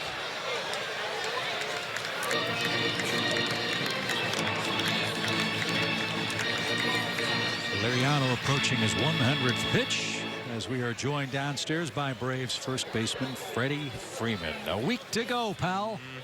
Ready? Can't come soon enough. Ready? Yeah, I'm ready. Toward third. Goodrum, nice play. Backpedaling. The throw to first gets away and into the camera well. And Markakis will be at second base with 2 outs. At this stage of your career, Freddie, and thanks for joining us. Yeah. 1 week to go. What is there for you to do? What are you working on, if anything? Right now, it's just getting there healthy. The first couple of weeks is where you kind of work on things, try and make the pitchers seem to be 110 when you first go out there, and you got to be able to get them down to their normal speed. But right now, it's just getting a feel, getting your legs under you, and, just getting ready for the season. Do you hate live BP? Yeah, it's not fun, especially the first full squad practice, we did live BPs. So before I even saw coaches pitch, I saw live BP. So that was a sight. It looked like a 200 miles an hour that first day. A lot of bats being broken that day. Yeah, a lot of misses, foul tips, and a lot of just kind of tracking that day. How's the wrist? I guess that's a question on everybody's lips in Braves country. Yeah, my wrist feels great. I've had no problems since about December. I did a lot of strengthening with the wrist this offseason, and that was the main goal, and I feel great. Swing feels very handsy like it normally is, so I feel ready to go. You've been around enough to have a very analytical eye on people and players that come through here. And aside from Ronald Acuna Jr., who's really opened everybody's eyes, who else has stood out to you? They're in minor league camp now, but the pitchers, Soroka and Allard, Kyle Wright, they kind of opened some eyes, and Austin Riley did a great job too. So, the guys you've heard about, that besides Ronald Acuna, they really showed and made a great impression this spring training. Lane Adams is pinch running for the Braves. He's at second in place of Nick Markakis as Preston Tucker, with an RBI double tonight, takes a strike. I've got a very important question. Who'd you give your third base glove to? It's still sitting in my locker. Is it really? Yeah, it's still there. Yeah, that was interesting, but it was fun. A lot of anxiety went into that, but you never know. So I'm just going to keep that there just in case. Little pop into center. That's going to be caught, and that's going to retire the side. Freddie, can you stick around for another half inning? Of course. Awesome. Of course. Great Freddie Freeman will join us for the top of the 6th, tied up 2-2. All right, baseball fans, Freddie fans.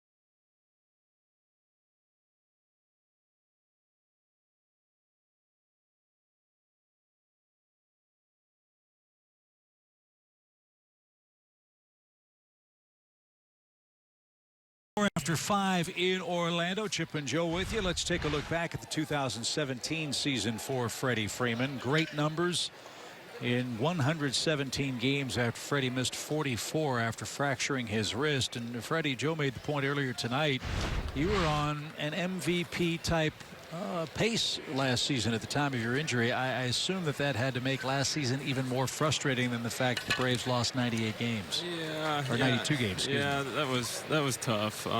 Obviously, it was kind of something out of my control. But you know, I did have a pretty good season going. But you know, hopefully I can get back to that. You know, obviously that was a pace of statistics that, you know, I don't know if you could withstand that over 162 games, but you know, something close. So hopefully I can get back to that this year. Well, and you've always taken pride in being out there every day and every inning. So I know that probably is one of your primary goals this year. Yeah, seeing that playing 117 games really, you know, kind of hurts. You know, I pride myself no matter how I feel to go out there, and you know, unfortunately, it does take something like what happened last year to take me out of the lineup. But you know, this year it's the same goal as every year. Every year is to play 162 games. So hopefully I can stay healthy, and you know, nothing freaky happened this year.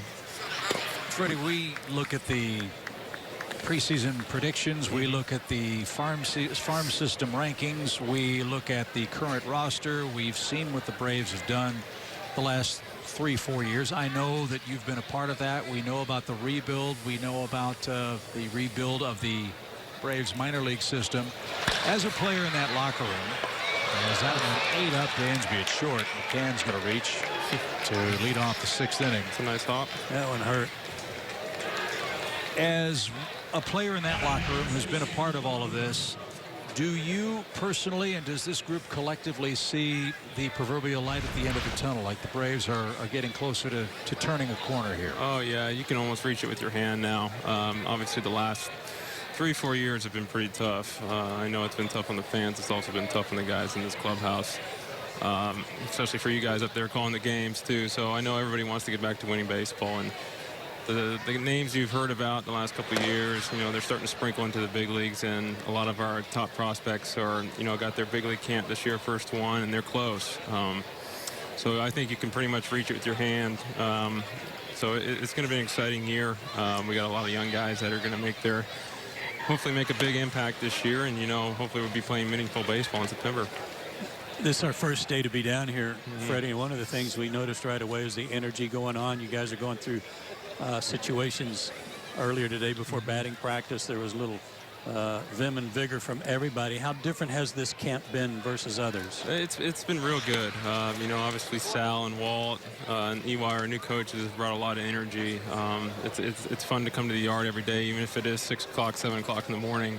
They make it fun, especially having Wash out there too. So it's been a great group of guys this year. A lot of guys trying to work hard to get this team back to winning baseball, and obviously a great staff, and the front office has put a lot of great guys in here. So, you know, it's been a lot of fun, and we're just looking forward to the season now.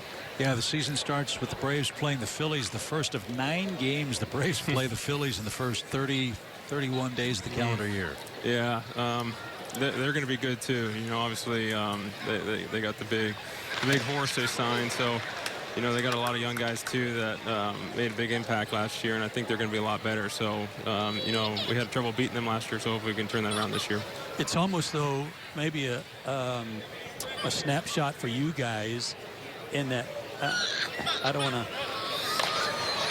Double play ball maybe. There's 1. There's 2. McCarthy gets 2 for the price of 1. 2 outs. I don't really want to say that the Phillies are ahead of the Braves in their rebuild, but obviously the Phillies feel like they are signing Santana and now Arrieta, that they feel like they're close enough to be ready to compete. That's got to give you a good feeling knowing that could possibly happen in the near future too. Yeah, you know, it's we've heard how much money we got coming off the books this year, so you know, I think we're really close. Obviously, they think they're really close too. So, you know, I think the NL East is probably the strongest division there is, especially with starting pitching. It seems like we got a bunch of number ones running around this division. So, you know, they really made a big improvement. You know, they at the last 50, 60 games, they thought they were really close, so they went out and made some big signs. And you know, this division is one of the toughest in baseball, so it's going to be tough year, but I think we can hang.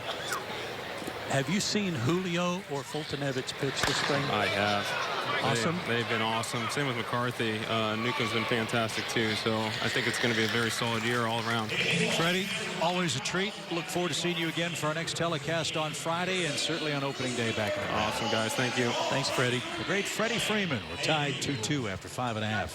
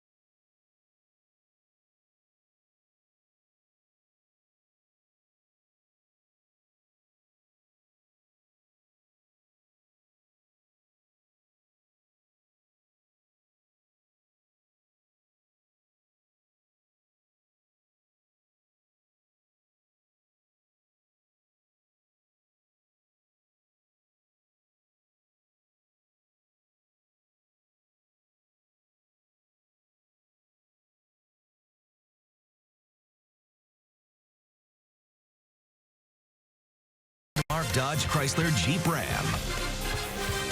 Yellowwood, and by SunTrust. Back at Disney's Wide World of Sports, there's your score, bottom of the 6th inning. The Braves will take a look at another left-hander, not Francisco Liriano, but left-hander Chad Bell, who's on in relief. There is numbers for spring training. This will be his 5th outing. Got some big league time in last year, although pretty rough. 0-3 with almost a 7 ERA after he got called up in May. Dansby broke his bat, rolls to third, one pitch, and one man out. Liriano, a Liriano-like performance for the Tigers. Joe, as you said, and came in with a perfect ERA, gave up 2 runs over 5 innings, 5 walks, 3 strikeouts. Braves cashed in one of those walks for their first run tonight. Did a nice job in the first inning, though. Leaving the bases loaded, getting a couple of strikeouts. Markakis and Tucker. Scott Kazmar has grabbed a bat. He's on deck. Looks like he'll be pinch hitting for Brandon McCarthy, who pitched great. 6 innings of 1 earned run ball, 2 runs allowed overall. But to have Brandon join us before we say goodnight tonight. Braves are trying to win their 13th game this spring. The Tigers at 9-13.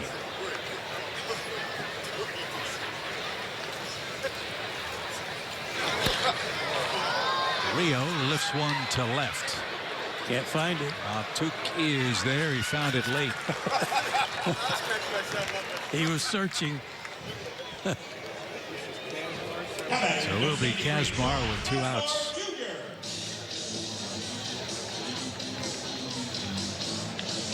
Well, this is a very aesthetically pleasing ballpark. There are lights in the outfield here at Disney's Wide World of Sports. A little bit of twilight out behind the first baseline, though. Might be hard to pick the ball up right now.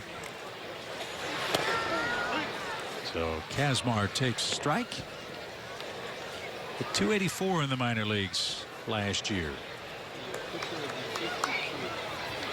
Born in Valdosta.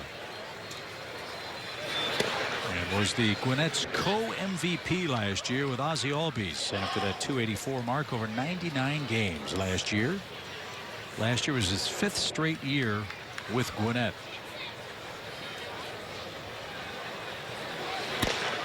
I think I said Scott Kazmar. It's Sean Kazmar. I beg your pardon. He's no kid. 33 years of age now. And still fighting the fight. Give him credit.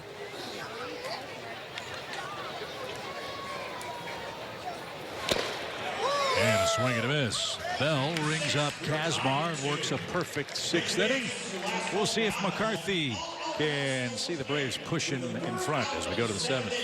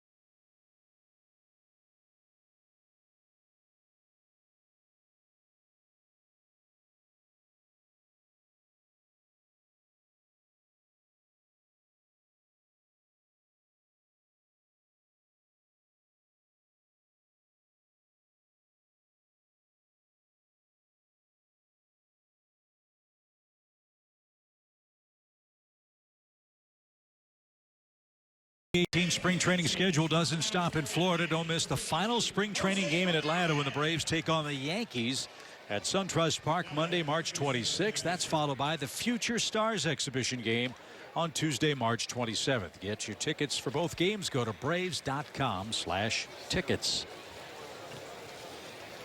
This is Jose Ramirez. He's had a good spring after a very busy 2017 season that saw him pitch in 68 games.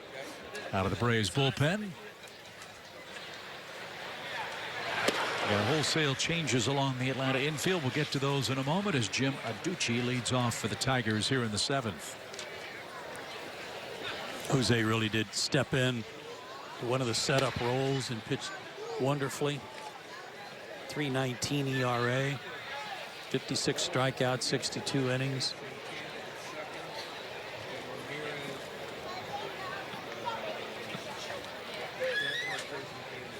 Oh, 2. And a little low.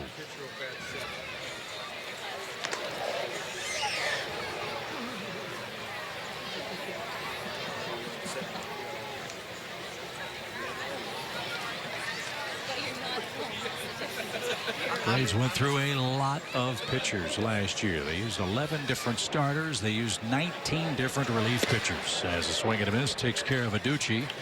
And Ramirez with some smoke gets his first man. That was changeup. That was a beauty. Almost too good a pitch. But it had some good sinking action on it. Go from 95 to 85. That's a pretty good split. Victor Reyes the batter. He's 1 for 2. A single last time up. 2-2 game. It's smoked back to the screen. Strike 1.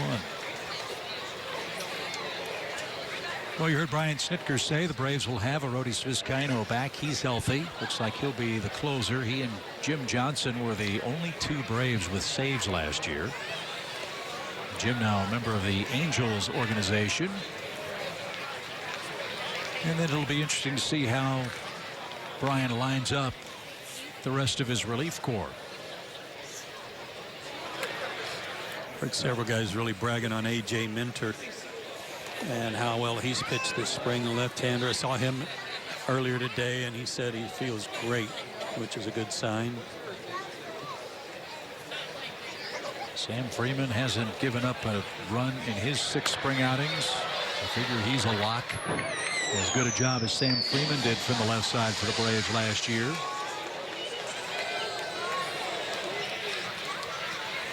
Minter, likewise, 6 1/3 innings of 9 strikeout, 1 walk relief.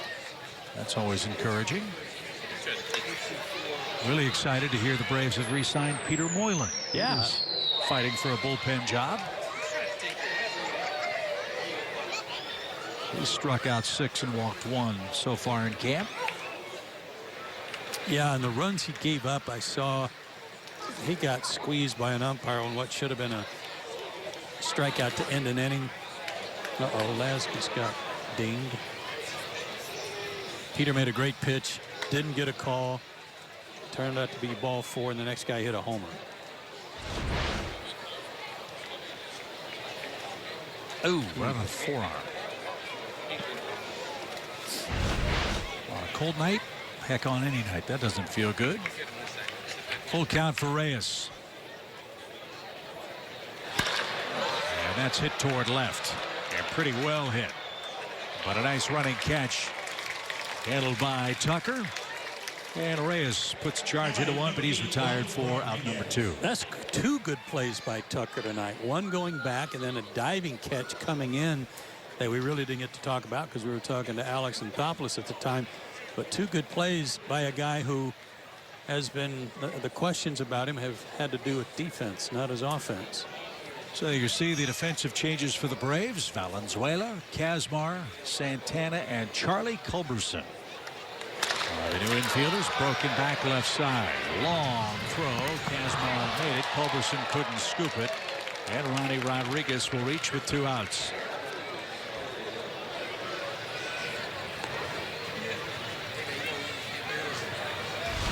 That'll be the 3rd Braves error of the night.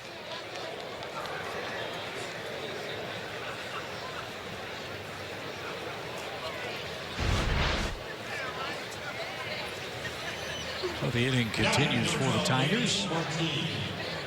Leonis Martin comes up for the 3rd time. He doubled and scored way back in the 1st inning.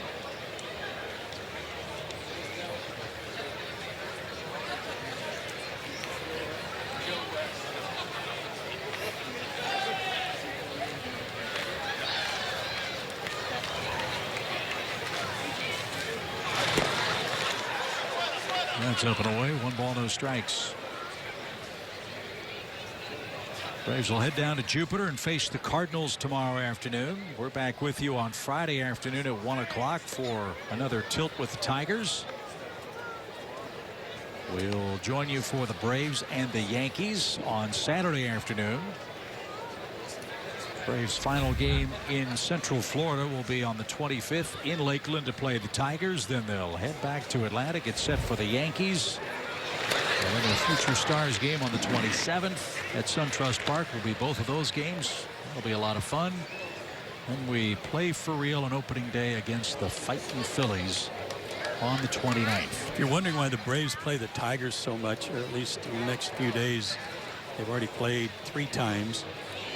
It's because they're just about the closest team, right? Lakeland's about the closest these days to Atlanta, or to Orlando, and the Braves set up here, and one of the reasons why the Braves have been seeking another place for spring training, and will have one at Northport for 2020. Correct. Another wild pitch. This one chases Rodriguez to second with 2 outs. RBI chance for Martin. And a tie game here in the 7th.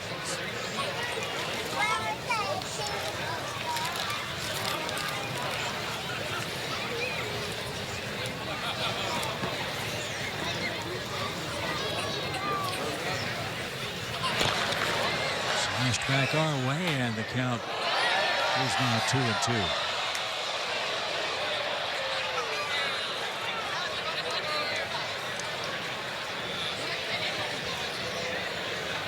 Mention opening day, it'll be Julio Teheran again for Atlanta. Another opening day start for Julio Teheran, and the way he's pitched this spring, you can certainly understand why Brian Snitker went to Julio. Oh, that sounded like a strike. Full count. Yeah, his 5th straight opening day assignment. All Julio's done this spring is go 4-0, an 0.87 ERA, 2 earned runs in 20 2/3 innings. Popped up over the seats. And those 2 runs came, I think, in his last outing when he went into the 7th inning. It was the first time he'd given up any runs.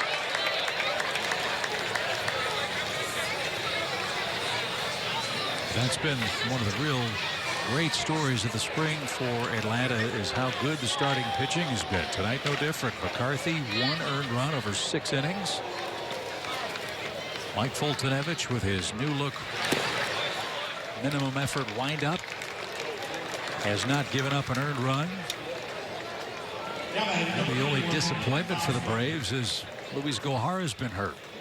And the Braves are really counting on Gohara to put together a big 2018, but he hasn't been healthy enough to pitch. And Pete Kozma, former Cardinal, grabbed a bat. He's going to come on and pinch it for Amarista.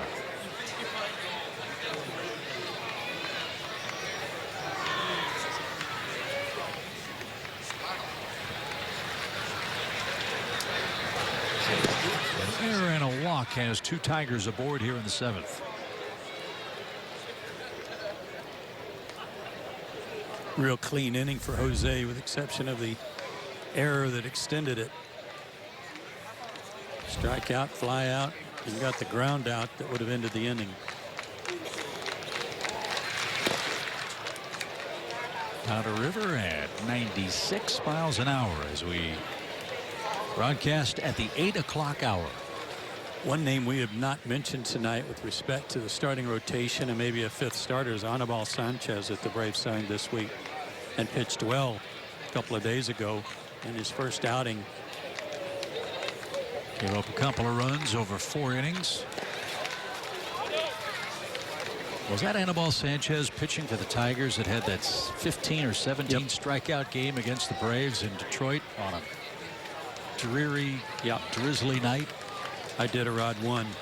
Yes, that's exactly right. Yes, it was. He pitched a brilliant game.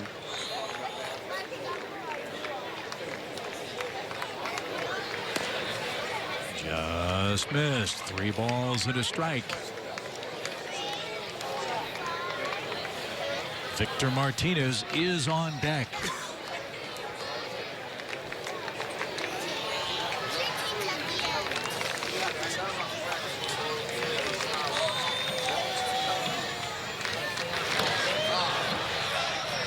So full count. Rodriguez and Martin will get a head start with the payoff pitch coming to Pete Kozma. Kind of a big league decision type thing right here with a slugger on deck, 2 outs, runner's going to be moving. Do you give him anything to hit, or you try to work on something you've been trying in spring training and use that changeup more? Well, we're about to find out. And he missed inside. So after the error, back-to-back walks. Loads him up for Victor Martinez.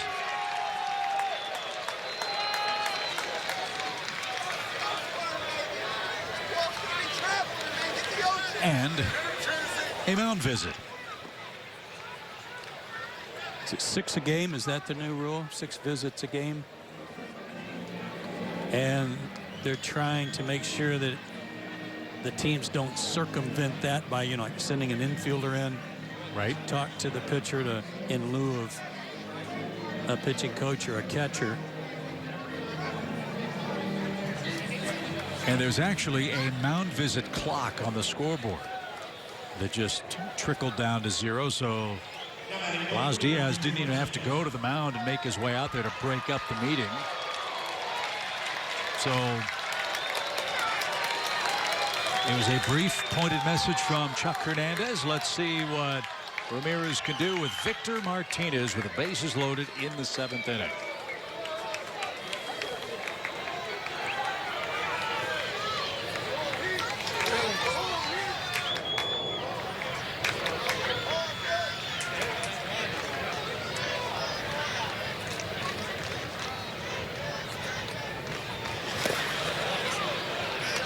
No swing. 1 ball, no strikes. Gary Cedarstrom now at third base. Spring training, the base umpires usually do a little rotating.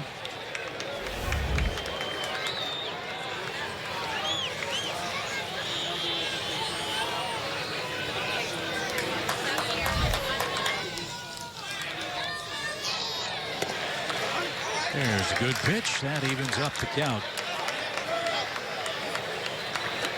And 1 ball, 1 strike. Victor Martinez, 39 years old now. That doesn't seem possible. No way. Lifetime .298 average, 2,036 career hits with the Indians, Red Sox, and the Tigers. Bouncing ball hit to the right side. Ramirez is going to get out of it. The Tigers load him up but leave him stranded. And for the first time this year, it's time to stretch. 2-2 game, Braves and Tigers.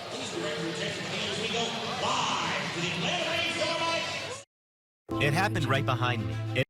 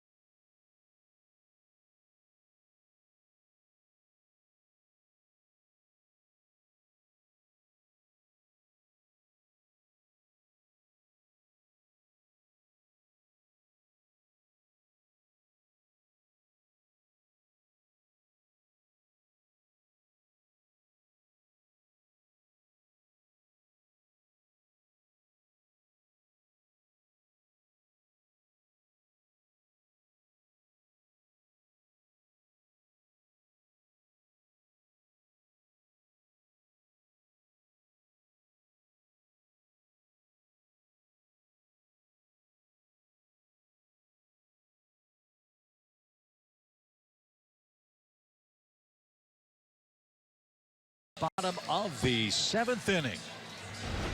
Here's your chance, Joe, to brag on Ender Inciarte. We didn't get a chance to do that in the first inning because he made a quick out. Right. Well, 201 hits, second in the National League, tied for second in that category. And he started hitting at the beginning of the season and just never stopped. What a great year he had. First Brave since Marquise Grissom in 96 to get 200 hits. It's such an accomplishment. And at the same time, put the ball in play. Among the league leaders in strikeouts per at bat. What a season he had. Well, they'll take aim at Drew Verhagen, a 4th-round pick of the Tigers 6 years ago, a former starter that was moved to the bullpen in 2015. Made the opening day roster for the Tigers in 2016. And as you can see, has had a bit of a rough go in spring training 2018. Out of Royce City, Texas, Drew Verhagen. And this guy's it out of play. A swinging strike. Mentioned those 201 hits for Inciarte. He did that by hitting .341 after the All-Star break for the Braves. And I think he had that 8 for 10 doubleheader day against the Phillies. That certainly helped that average. Right.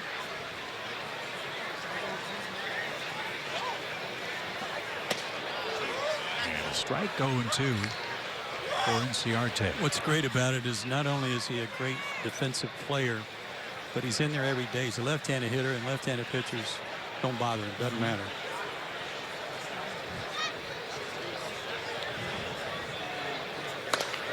Didn't mean to and fouled it off. On the board here at Disney, they show that Ender led the Braves with 22 stolen bases last year. You mentioned how many steals the Braves have put together this spring.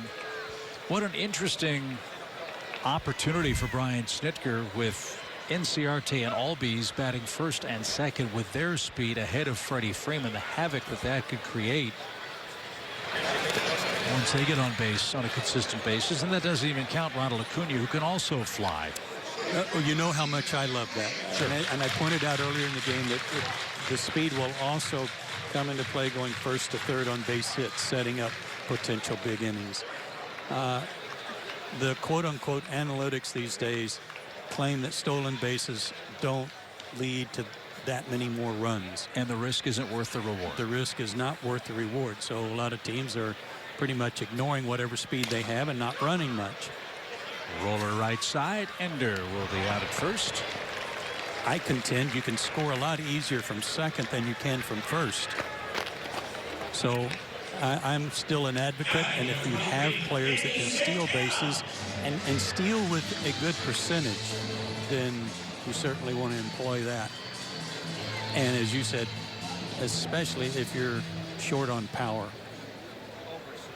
That was Alexis Garcia handling the ball at second base for the Tigers. They have a whole new infield we'll tell you about in a moment. Here's Danny Santana, who's had a very impressive spring. And again, with Acuna being sent to the minor league camp, you heard Brian Snitker say there are 3 or 4 guys that are in play for the opening day assignment in left field for Atlanta. Danny Santana is one of them. And tricky hop. Nice play at short. That's Pete Cosmo, big league veteran. And he got his man for the second out. I would think that Santana might have a leg up and then he can switch hit. Get 2 for the price of 1 with Santana, who agreed to a minor league contract with an invite to camp for Atlanta this year and has played himself into serious late spring training consideration for a job on the 25-man roster. He was playing just fine for the Braves and doing a good job until he suffered a leg injury.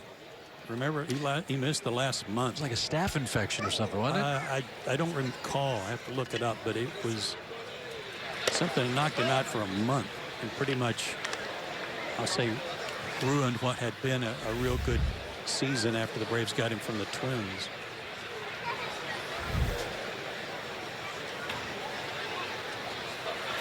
This is Charlie Culberson.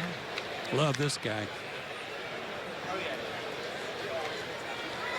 He was included in that deal that sent Matt Kemp to the Dodgers.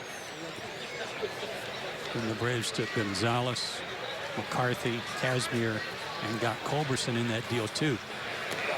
All this guy did as a utility player was save the Dodgers bacon in the National League Championship Series when they had to take Seager off the roster because of his elbow trouble.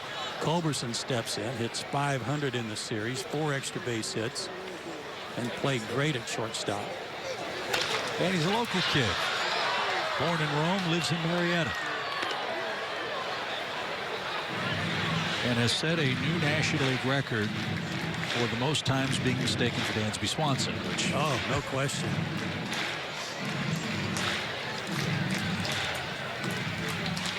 Out of Calhoun High School. Baseball runs in his blood. His granddad Leon played in the big leagues with the Red Sox and Senators in the 1940s. And his dad was drafted by the Giants. And he swings and misses. And a 1-2-3 for Verhagen sends us to the 8th inning. We're still tied 2 apiece.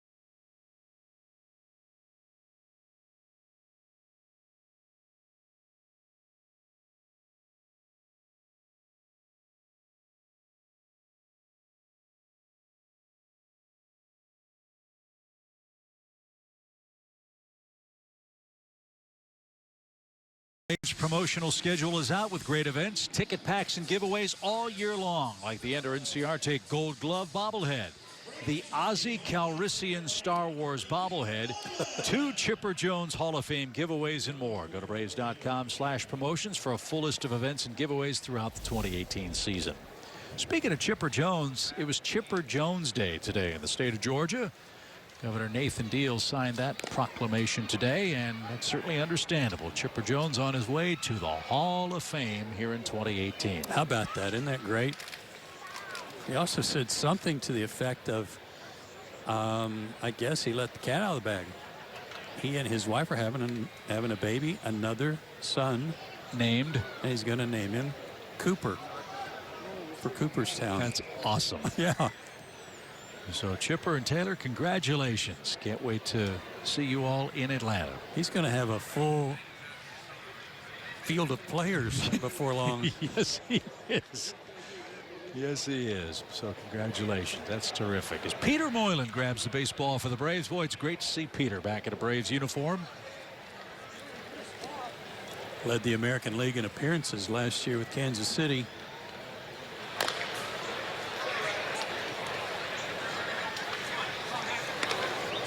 This is where it all began for Moylan. You might recall pitching for Team Australia in the World Baseball Classic. The Braves saw this guy pitch, throwing in the 90s, mid-90s, and signed him. And he made his way through the system and debuted in 2006 with Atlanta. Remember, he was a Minnesota Twins farmhand, was out of professional baseball after the 1997 season. Went back to Australia, was a pharmaceutical sales representative, and was playing pickup baseball for all intents and purposes, and was scouted by the Australian national team and said, hey, why don't you come pitch for us? We need somebody to get some outs. And came to Orlando, and the Braves saw him and signed him to a minor league contract in 2006, and has pitched a lot of games and a lot of effective games in the major leagues by doing that. Low three-quarter sidearm delivery, and that sinking action from Moylan has been his bread and butter for a long time.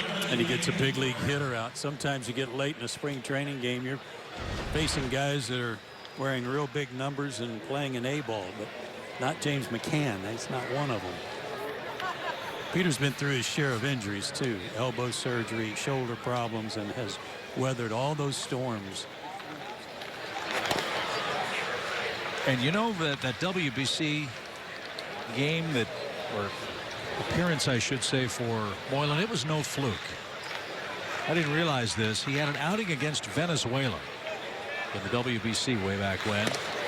He struck out 4 guys in an inning, or in the outing, I should say.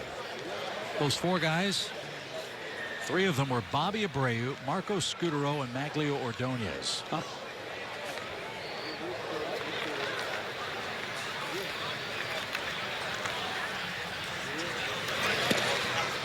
But the pitch before that one was 89. So even if you go up there thinking you're just going to get a sinker or a lollipop curveball, he can, if you're looking soft, he can zip one by you too.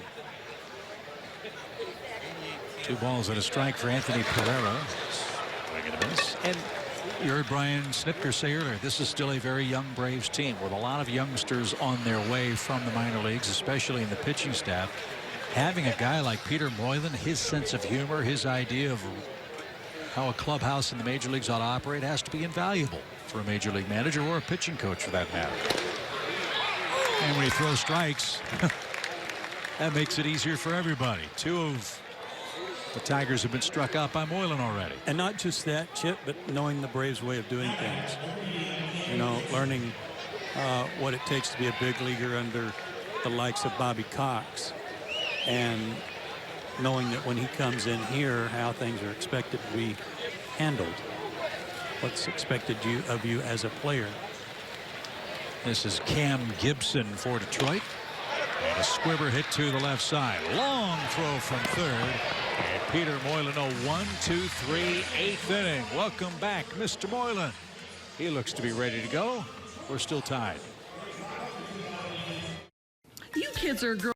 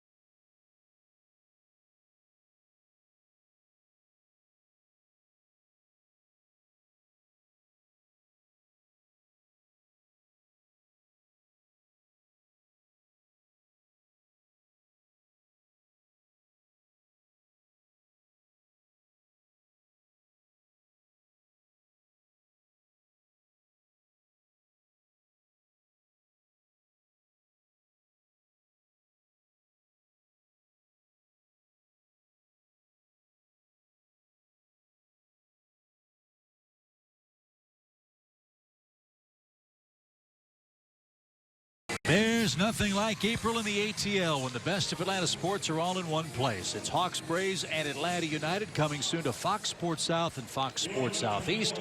April in the ATL is presented by Advance Auto Parts. You can't beat fun on the old berm, whether you've got a hood on or not. Bottom of the 8th inning. This is Warwick Saupold out of Perth, Australia, another veteran of the WBC, and saw some time with the Tigers last year. He'll start off with Kurt Suzuki for Atlanta. Suzuki and then we'll see. It's popped out of play foul. Well, Kurt's gone the distance tonight.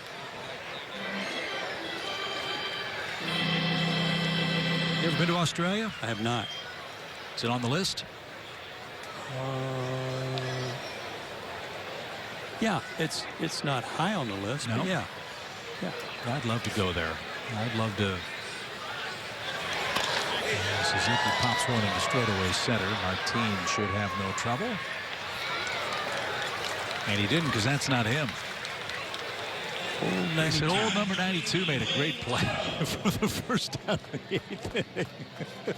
That's Troy Montgomery. Okay, thanks, Joe Montgomery.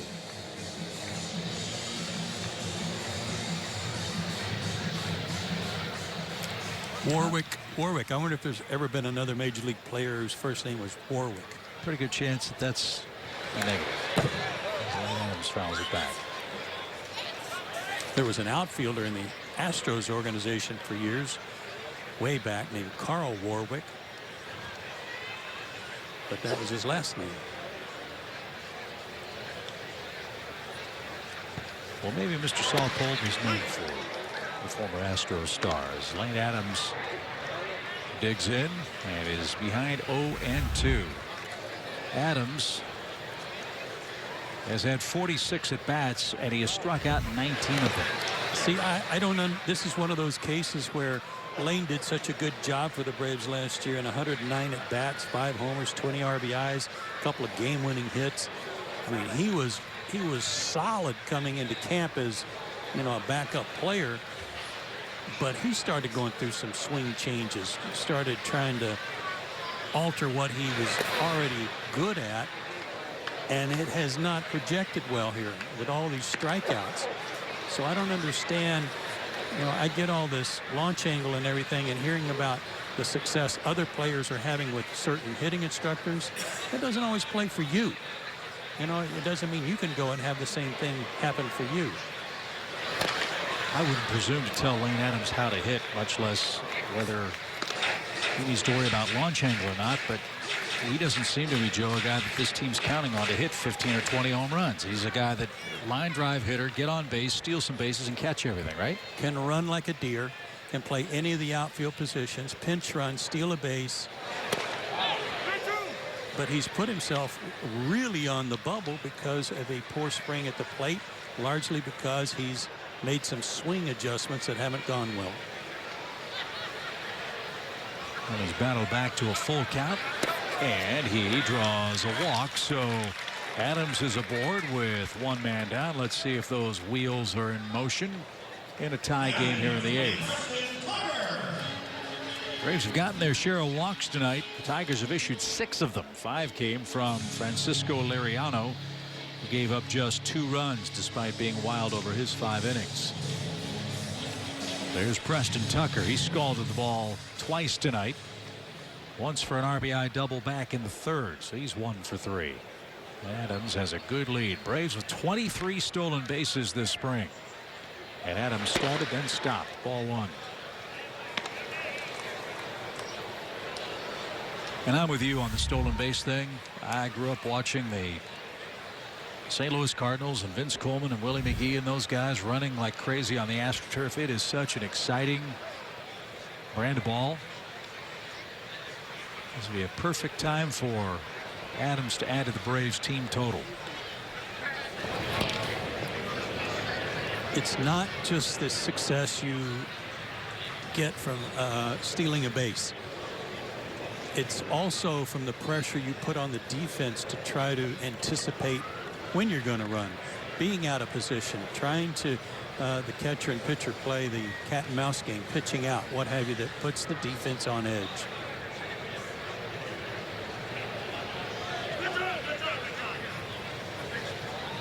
It's almost a lost art in the game. Wouldn't you agree? Kind of like bunting. Yeah, in many ways. I forget what the stolen base national, the major league leader was last year. It was like 40 some. It was like one of the lowest totals ever. 1 ball, no strikes. There goes Lane. Pitches a ball and dropped behind the plate. So Adams with a stolen base. And a go-ahead run in scoring position for Atlanta here in inning number 8.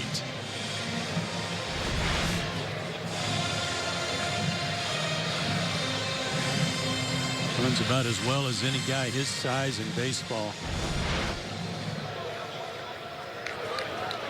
So let's see if your old adage is right. Let's see if it is easier to score from second base for Atlanta with Tucker up there and ahead in the count 2-0. Sharply hit right field. There's a single. Here comes Adams to third. Washington's going to wave him. Ball dropped. Atlanta leads on an RBI from Preston Tucker, and Atlanta's up 3-2. The walk, the steal, and the rope on a 2-0 count. And the pressure on the defense with a guy who might score the go-ahead run forces the right fielder in this case to maybe rush himself, overcharge the ball, and boot it. But he knew he didn't have any time for waiting for the ball to get him. He had to charge it to try to get Lane Adams. That's what it does for you. So the Braves take the lead in the 8th, and Tyler Neslony is coming up. His second at bat in these Major League spring training games.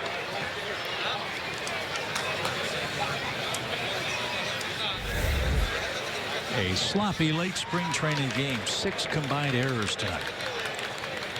3 each by the Tigers and Braves.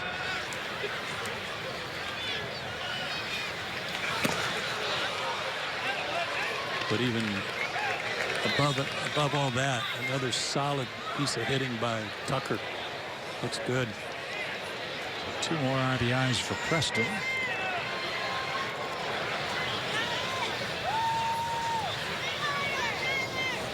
And Arodys Vizcaino's up in the Braves pen. He's going to have a chance to close it out in the 9th. At the bottom part of the Tigers' order schedule.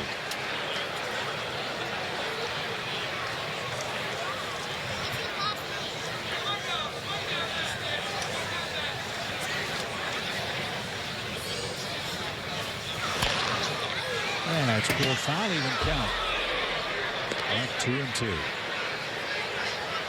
Luis Valenzuela's on deck. If Maslony can reach.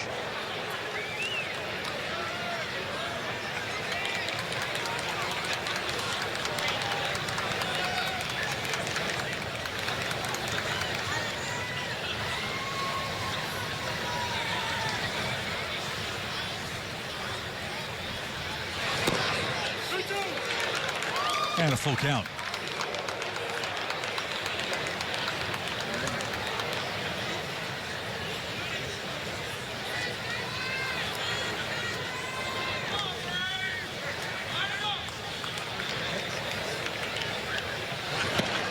Swing and a miss. Either a slider or a cutter, whatever it was really biting in on the hands of the left-hand hitter. And there's the second out.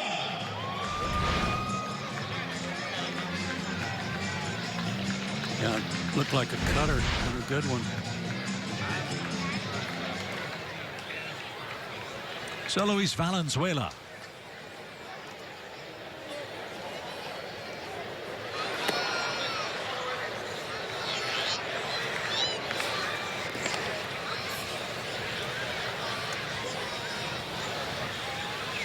What a thrill it's got to be for guys like Maslony and Valenzuela to get a chance in late spring, come up and get a big league game. A ground ball to third, pulls the first baseman off the bag, but a nice effort by Huffman to save an error, and that retires the side. Braves cash in a walk, a steal, and a base hit by Preston Tucker to take a ninth inning lead. Hands.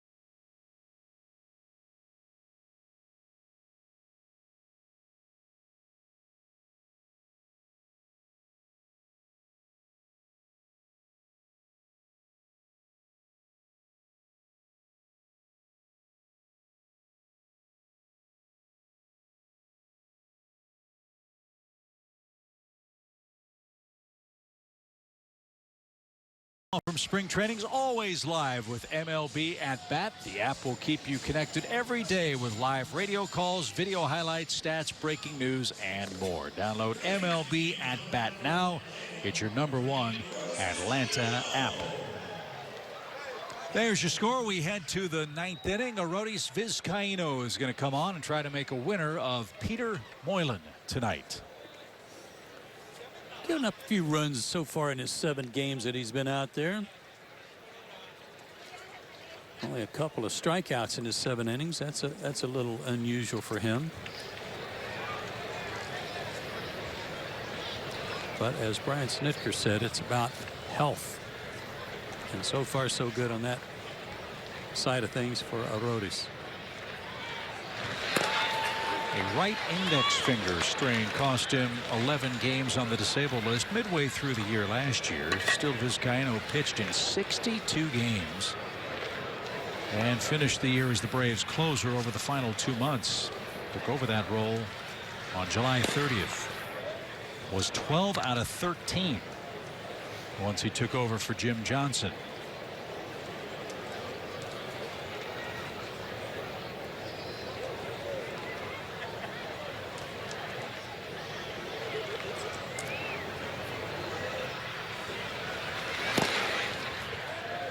2 balls and a strike for Chad Huffman on a 98-mile-an-hour fastball.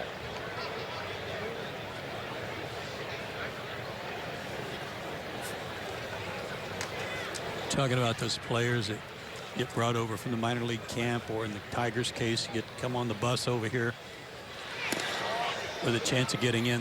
The nice thing is that early in camp, especially once those players get in a game, they go back to the minor league camp. They tell everybody, hey, if you get sent over there, there's a good chance you're going to get in the game. So it's pretty exciting.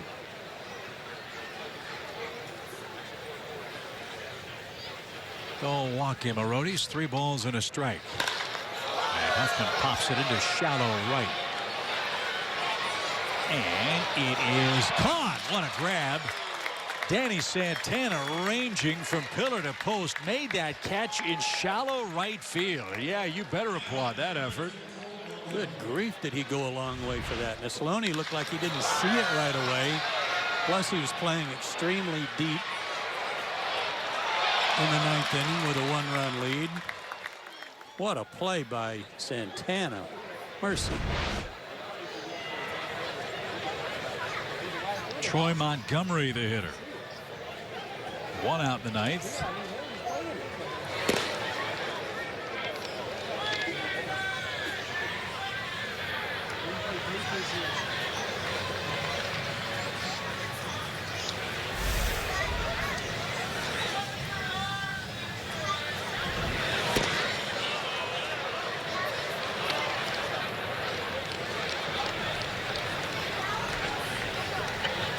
Sure, it's fun for Vizcaino in the spring to finally get a chance to, or actually get a chance to, save a game in traditional fashion. Many times managers, Montgomery, this one toward left. Tucker is there, makes the grab, 2 outs. Because you don't know how the game's going to play out in the 7th, 8th, and 9th innings. Oftentimes a manager will pitch his closer in the 5th inning, say, early in the spring, with the game not on the line, just to get him some work. So let's say regular assignment for Vizcaino, and so far so good. He's got the first 2 outs. The Braves are 1 away from their 13th win this spring. And Alexis Garcia is the man that stands in the way. Off speed, strike 1.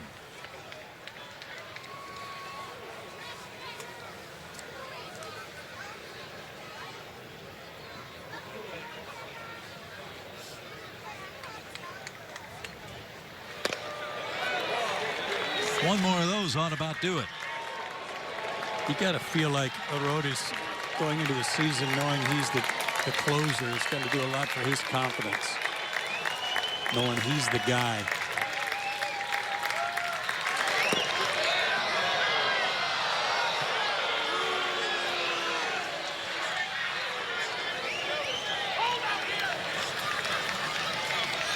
Ball, 2 strikes for Alexis Garcia.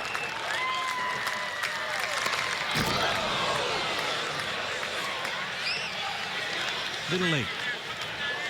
Nice to see they've extended the netting here at Champion Stadium, like so many other places around baseball. And good to see it happening in the major leagues too. That was case in point. It was good that it was up.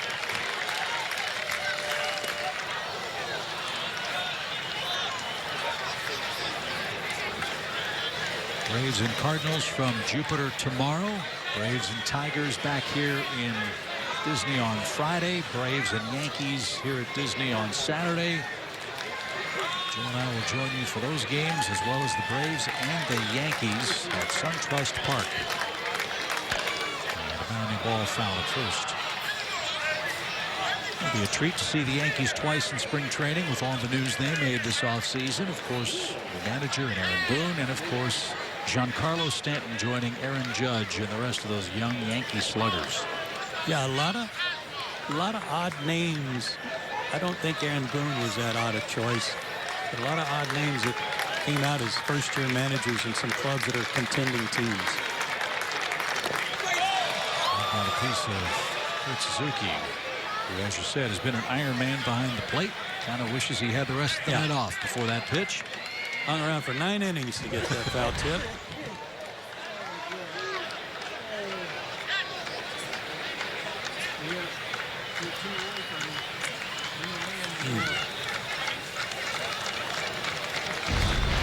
We heard in spring training too.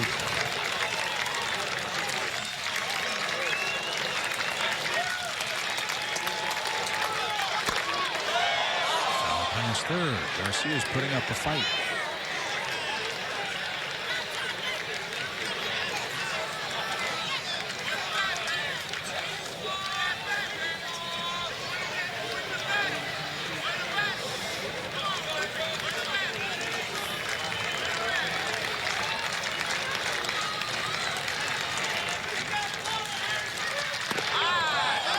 Full count.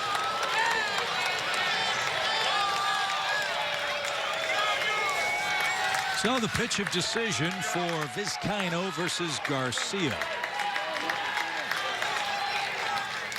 He will have seen 10 pitches.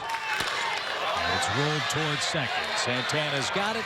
And the Braves have beaten the Tigers. 3-2 your final score. Peter Moylan gets the win. Arodys Vizcaino the save. Big night tonight for Preston Tucker, who had a couple of RBIs with his 2 hits in 4 tries. 6,233 the paid crowd. Joe and I will say goodnight after one more timeout.